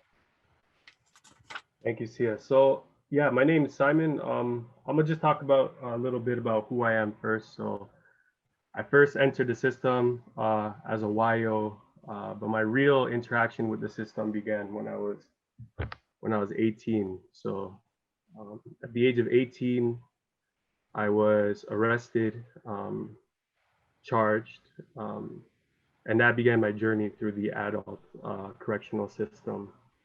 So I started my time actually back in the days when the West Detention was still open. It was a provincial detention center.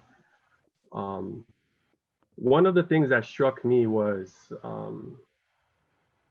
basically I used to have this job, you know, working on a factory, and my experience in jail kind of reminded me of that. The way in court, I saw Black brothers and sisters, almost like it's a conveyor belt, almost like an assembly line, going through the system, you know. Based off of my own experience, what I've seen in the system, also what I studied, it's clear to me that the system is one that's based off of a foundation firmly rooted in racism. We could get into the history there, but yeah, in short, the system does eat young Black people for breakfast, for lunch, and for dinner. That was my experience. So upon entering the federal system, after my conviction, I served a lengthy sentence. Yeah, I've been to Joyceville, I've been to Fenbrook, Beaver Creek, a brief stay in the South, been to the West on the provincial side, the South, the West, also the Don Jail. And just to give some, sorry, go ahead. So you don't have the same story as other people. You were a student? Yeah. So, well, yeah, I returned to my studies for a brief period while I was on bail, and then upon leaving prison, I returned to my studies. So at the time of my arrest, I'm a little ashamed to say, but at the time of my arrest, I was 18-year-old and I was illiterate actually at the time, right? So for me, it was academia that saved me, right? So upon release, I finished my high school, did some college, university. Now I'm going to be working on my master's and then going on to law school. So yeah. So I saw both sides of the society, right? So I've had the personal lived experience in prison, but I've also studied it in academia. That's actually my area of academic focus. Yeah. Okay, thank you. All right. So I think I remember the first lawyer briefly talked about the Office of the Correctional Investigator, the OCI. And he brought up some great points in that respect. It's basically it's supposed to be a watchdog organization for federal prisons. They actually submitted a report.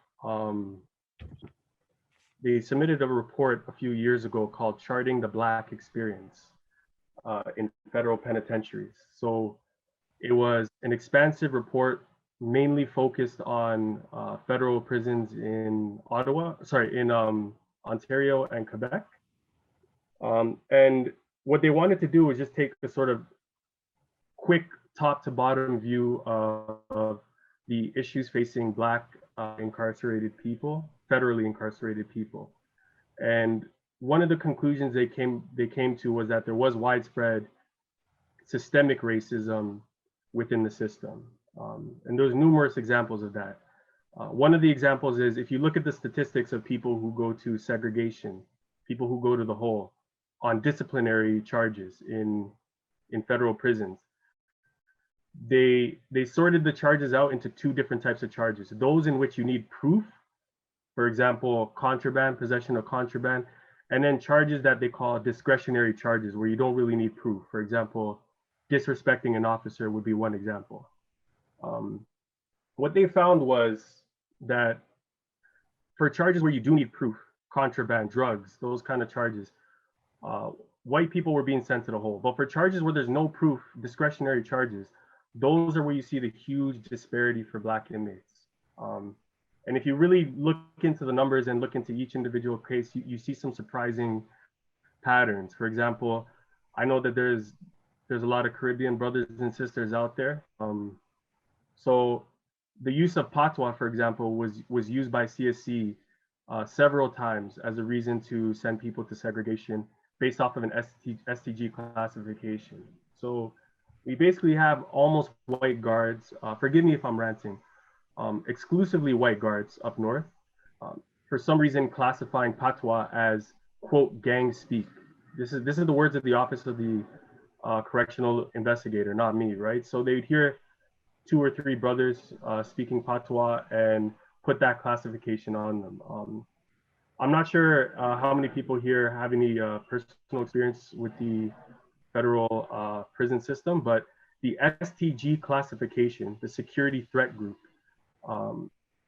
could be seen as basically a death sentence for your chances of parole. So basically the idea that you're classified as a gang member would seriously hinder your chances at a parole hearing.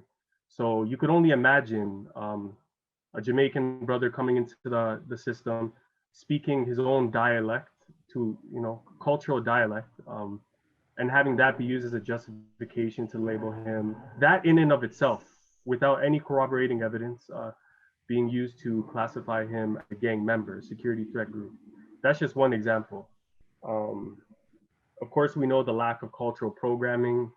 And of course, there's one thing that I feel should be mentioned here, which is the connection to slavery. So I don't want to get too far off topic, but about just over 100 years ago, around 1870 was when we started seeing the first big explosion of Black federal inmate population in North America. And it's no surprise that that's around the same time that they ended slavery. So we had the system of slavery being ended.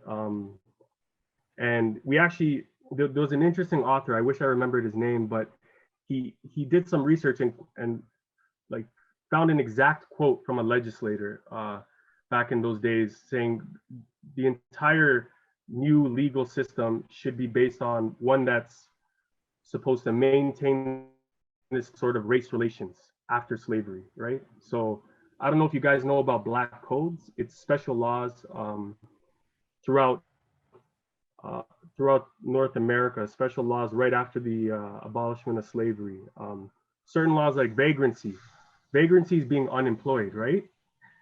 So certain laws like vagrancy, you have this massive slaves being freed, and of course there's no jobs. Right. So then they get arrested for being unemployed because and a lot of these actual plantations, believe it or not, and this does make sense in the Canadian context. I'll make that in a sec, but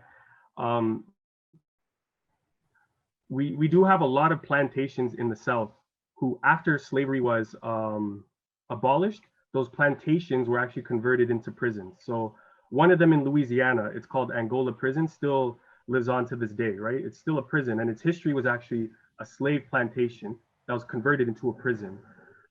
So you had the same slaves who were being freed off of the plantation when slavery was ended, being arrested for not having a job and sent back to that prison, in essence, dying on the same plantations, even after slavery was finished.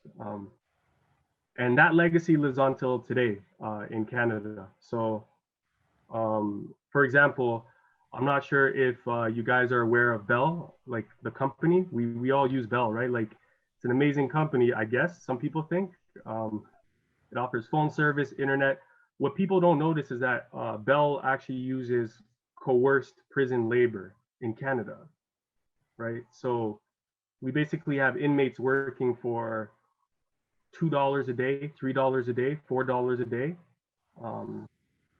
and working not because CSC is giving them the skills they need to succeed when they get out, but more as a type of jobs program, a sort of new neo-slavery, right? So we have companies like Bell who use forced prison labor. We also have the Corcan system, right?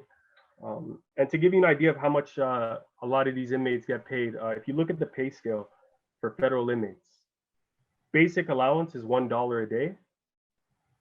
$2.50 is the next level up. If you do manage to get a job and work the entire day, you have the privilege of being paid $5.25 for the day's work. The top rate of pay for the most sought after inmate jobs in CSC is $6.90 a day. Sometimes these inmates are working 12, 14-hour days. And while they don't literally force you by pushing you to work, what many of these inmates will be told by their case management teams are, you do want to be released, right? So the parole board would like to see you work here. The parole board would like to see you do this, right? So the refusal to do this type of menial work, in essence, translates to a longer prison sentence. So this is forced labor. This is slavery, nothing but slavery. And when we talk about healthcare in Canadian institutions, the Canadian Medical Association Journal. So this is a journal of Canadian doctors, leaders in medical thought. Recently put out a scathing article, scathing journal on the conditions, the healthcare conditions in CSC, talking about how sometimes very basic medical conditions could translate to a death sentence if you're federally incarcerated. And we also see the phenomenon of inmates being punished by CSC, by correctional services, just for falling ill. One example that comes to mind from personal experience, someone that I knew was someone who had cancer. And he was told he had 2 to 3 months left to live by the doctor. And Correctional Services Canada, their response to that diagnosis was to raise his security level, take him out of the prison he was in and sent him to a maximum security prison, believing that he was unstable after getting the news. He had to file grievance after grievance just for the privilege to die in a minimum security prison and not alone in a cell. So those are the type of headwinds we're facing when it comes to the intersection of race, the medical establishment, and a racist prison industrial complex that profits off of the bodies of Black people.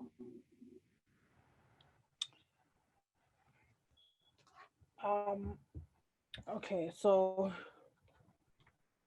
I'm gonna go to the message board. Does anyone have any questions for Simon?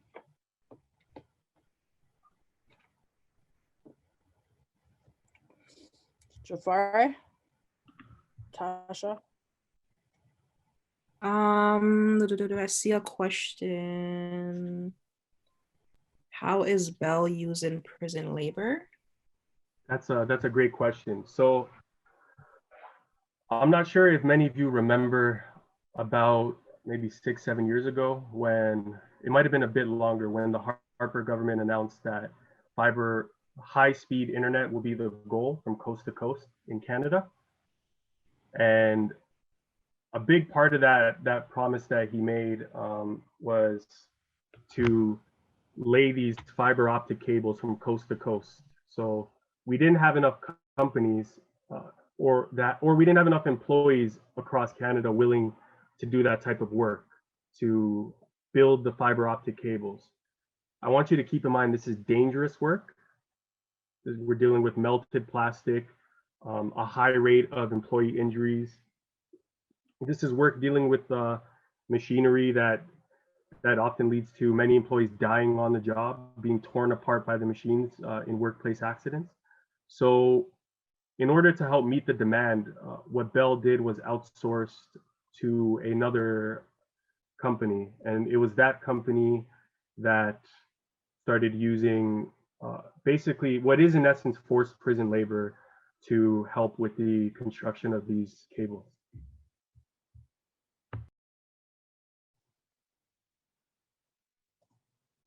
Thank you. I don't see any more questions. I do see a comment, and Trailcore has them making Ontario license plates for free or canteen snacks while the public still pays for new plates. So I guess that's talking about the work as well. I think, Simon, I'm gonna bring you back again as well, because there's so much I want you to touch on. But what is it like, speaking on COVID-19, medical care and corrections, the injustices and inequalities, what would you like to leave behind for the listeners before we go? What I would want to leave the listeners with is a couple thoughts, I suppose. One of the thoughts is just let's remember, and it doesn't make a difference whether someone is in federal or provincial. But one thing to keep in mind is a lot of inmates in provincial jails are innocent, like the vast majority of them. The vast majority of them are there simply because they're poor. If you get arrested and you know you didn't do it, one of the questions that the court asks you is, can you pay the bail money, right? So in essence, how much money you have becomes what determines whether you become released or not. Oh, was that question for me or someone else? I think I just. Oh, that was for you. Go ahead. Okay, cool. So it goes to what the previous guest was saying, the lawyer, where he was talking about why a lot of people plead guilty just to get it over with. I have seen many situations in which I'll have an inmate, who didn't do the crime. He didn't do it. He's innocent. We'll have a lawyer tell him, especially back in 2009, 2010, when we had backlogs, they'd have a lawyer tell him, look, I know you didn't do it, but if you plead guilty, you'll get out in 2 months, because they'll just give you a 2-month sentence. If you really want to take it to trial, you could win that trial. You'll be stuck in jail though, and your trial is 3 years away. So you might, many people struggle with those type of decisions. So that's where we start seeing people pleading guilty. So for crimes they didn't do. And when it comes to COVID, keep that in mind, because these provincial jails are full of innocent people also. And of course, we need to worry about the human rights of everyone, those convicted of crimes, those innocent and those guilty. But keep in mind that there's just some people in there also, just for no other reason other than they're poor. That's right. That's right.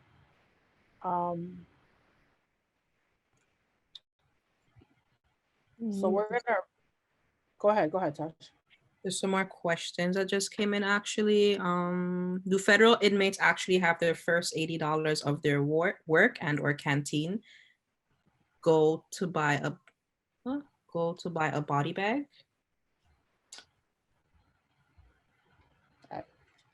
Simon, you want to answer? Sorry, go ahead. No, I'm saying, you want to answer that? You can answer if you want to. I heard it does. I don't know how correct that is. So, and you know what? Some people jumped off, so I can't even really ask anyone. Do you know about that though? I have heard about that, and when I did come into the federal prison, it was known that they do take away your first $80 to $90, and it's pretty much well known that that's the reason, right? To cover the fee in case something happens with the body bag. That is the information that I believe, yeah, that I know. Some people said yes, some said no. One said that it goes to the bus ticket home. And there's another question. Can you speak to the concern that rehabilitation takes place or does not take place while inside? Yeah, absolutely. So rehabilitation does not take place inside. CSC does not take rehabilitation seriously at all. If we look at like most people coming into CSC, what they need is maybe a high school degree, some education. Even the basics aren't covered. CSC, you have many parole officers tell people the only thing we're mandated to do is give you up to a grade 10 education, none past that. It was only recently that they switched that system. Another thing is even if you are proactive, let's say if you do come into the federal system and you do want to build a life after jail, you do want to build a life for yourself, a future for yourself, CSC is not interested in helping you whatsoever. The programs they have, in my personal opinion, the programs they have are a joke. The money isn't there for the programs. They don't take education seriously. They don't take proactive rehabilitation seriously.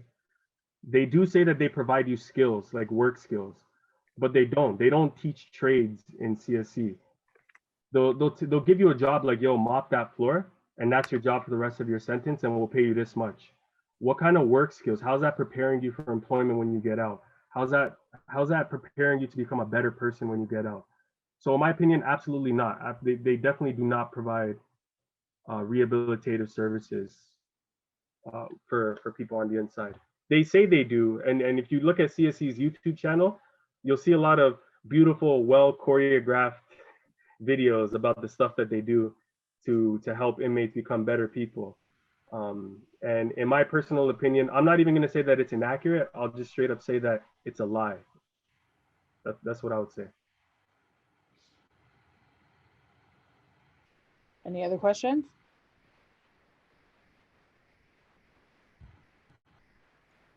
I don't see any more questions, just people are having conversation in the chat. Comments. I don't have a question, but I have a comment. Is that okay? Sure. Hi, good night, everybody. My name's Micah Dell. I just wanted to say I've been listening for a while. All of the speakers, thanks for sharing. But Simon, I just want to commend you for coming on here and really sharing those facts and the truths as it relates to that historical piece in terms of connecting slavery to the criminal justice system. I think it's really important that everybody know that, hear that. If you guys have time, go get The New Jim Crow. It's a book. It's called The New Jim Crow. You can find it in Indigo, Amazon. things like that. And that will really explain to you about that historical context and that social construction of the criminal justice system and how it kind of, you know, as Simon would have rightfully said, is just, you know, making all of this income off of the bodies of Black men and women. So, you know, again, Simon, just want to say, you know, kudos to you for all of your facts, knowledge, and being able to share with everybody. Thank you. So I'm going to bring Simon back. We are working on a project right now, so you will see more of him. And we will be continuing these conversations. We do not have them regularly, but as the need arises, you will see us. I do believe awareness is key right now. And I hope that the families and service providers took away some things out of today. I really hope that Knia Singh, if nothing else, the gems you took from Knia Singh is to document and support your loved ones that are in jail and write down everything. I do believe that we still need to have a conversation about moving forward and what we need to do when it comes to provincial. There is no one that has started a class action. And there's tons of injustices that need to be accounted for. So this conversation needs to continue, but awareness is key. And the community, the taxpayers need to understand what's going on. I hope that the listeners took away, especially the families, took away some things from Jeff, the first lawyer that spoke about the class action. He does not need to speak with the inmates directly. He can speak through family members. So once again, his email address is in the chat. You guys can speak on behalf of yourself and also your loved one who's incarcerated.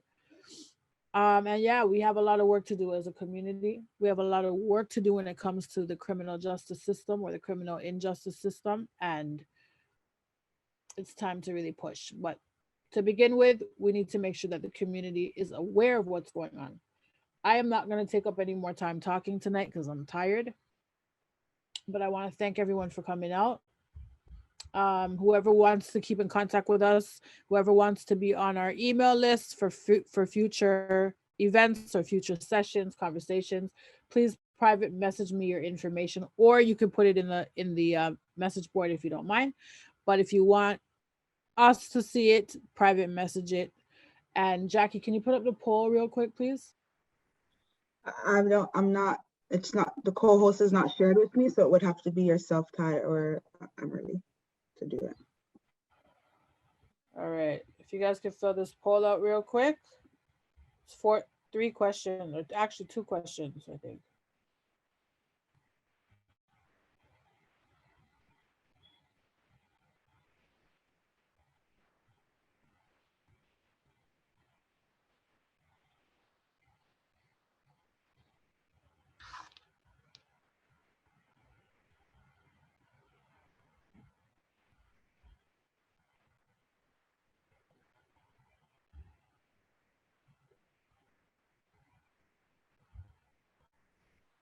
Just wanted to also plug, please check out our social handles and subscribe and follow us on our Instagram to find out more information about Think Twice and the events that we have coming up. Also check out our website, www.think2.org, to find out what programs we have going and also any information regarding what we're up to. And yeah, that's it for me. Thanks again for joining. And Simon, a lot of people are thanking you for sharing. Gerard said, struggling with reading and writing, but overcame and put yourself through law school. Much respect, brother Simon.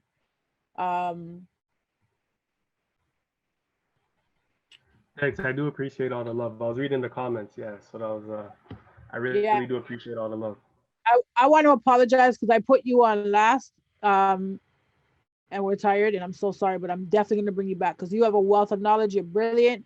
And from the first day that I met you, I said, I need you to come on the team when you come out. and your story is gold. So I'm definitely gonna bring you back on. Thank you, Zia. Thank you. But also thank you for a great presentation. Like the first three speakers, they're really amazing. The first guy, the class action, important information I think everyone should know about. The second speaker, his lived experience, very important, very insightful, strong Yeah. brother. And the third speaker, of course, I think everyone enjoyed, had a lot of helpful information. So thank you, Zia. Yes, yes, yes. Okay. All right, thank you Thank, to everyone. thank you to the FU project that I know you guys canceled your show today to be on here. So we really appreciate that. We thank you. Lifted by Purpose, we see you. We thank you.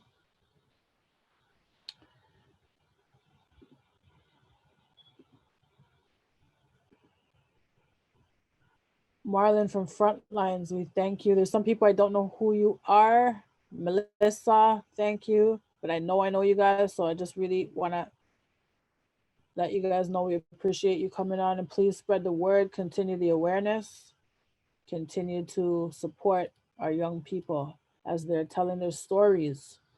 It's one thing when you hear it from me, it's another thing when you hear it from them. Zora, thank you for providing mental health and grief support this evening.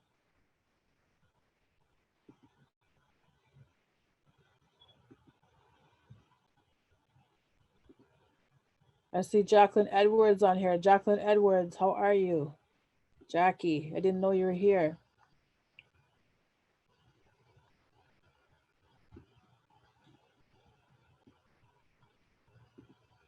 And to everyone else who called in,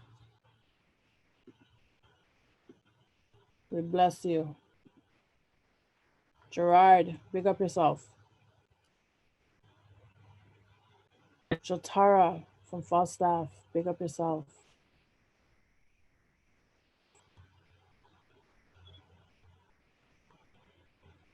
Chantal, big up yourself. I just can't give up now. Okay, go. Me? Yeah, so you. Come too far from where I started from. Who's next, Jafari? Nobody told me. Come on, Jafar. Yeah, go. Nobody told me the road would be this easy, and I don't believe he's brought me this far to leave me. Yeah. And I just can't give up now. I'm too far from where I started from.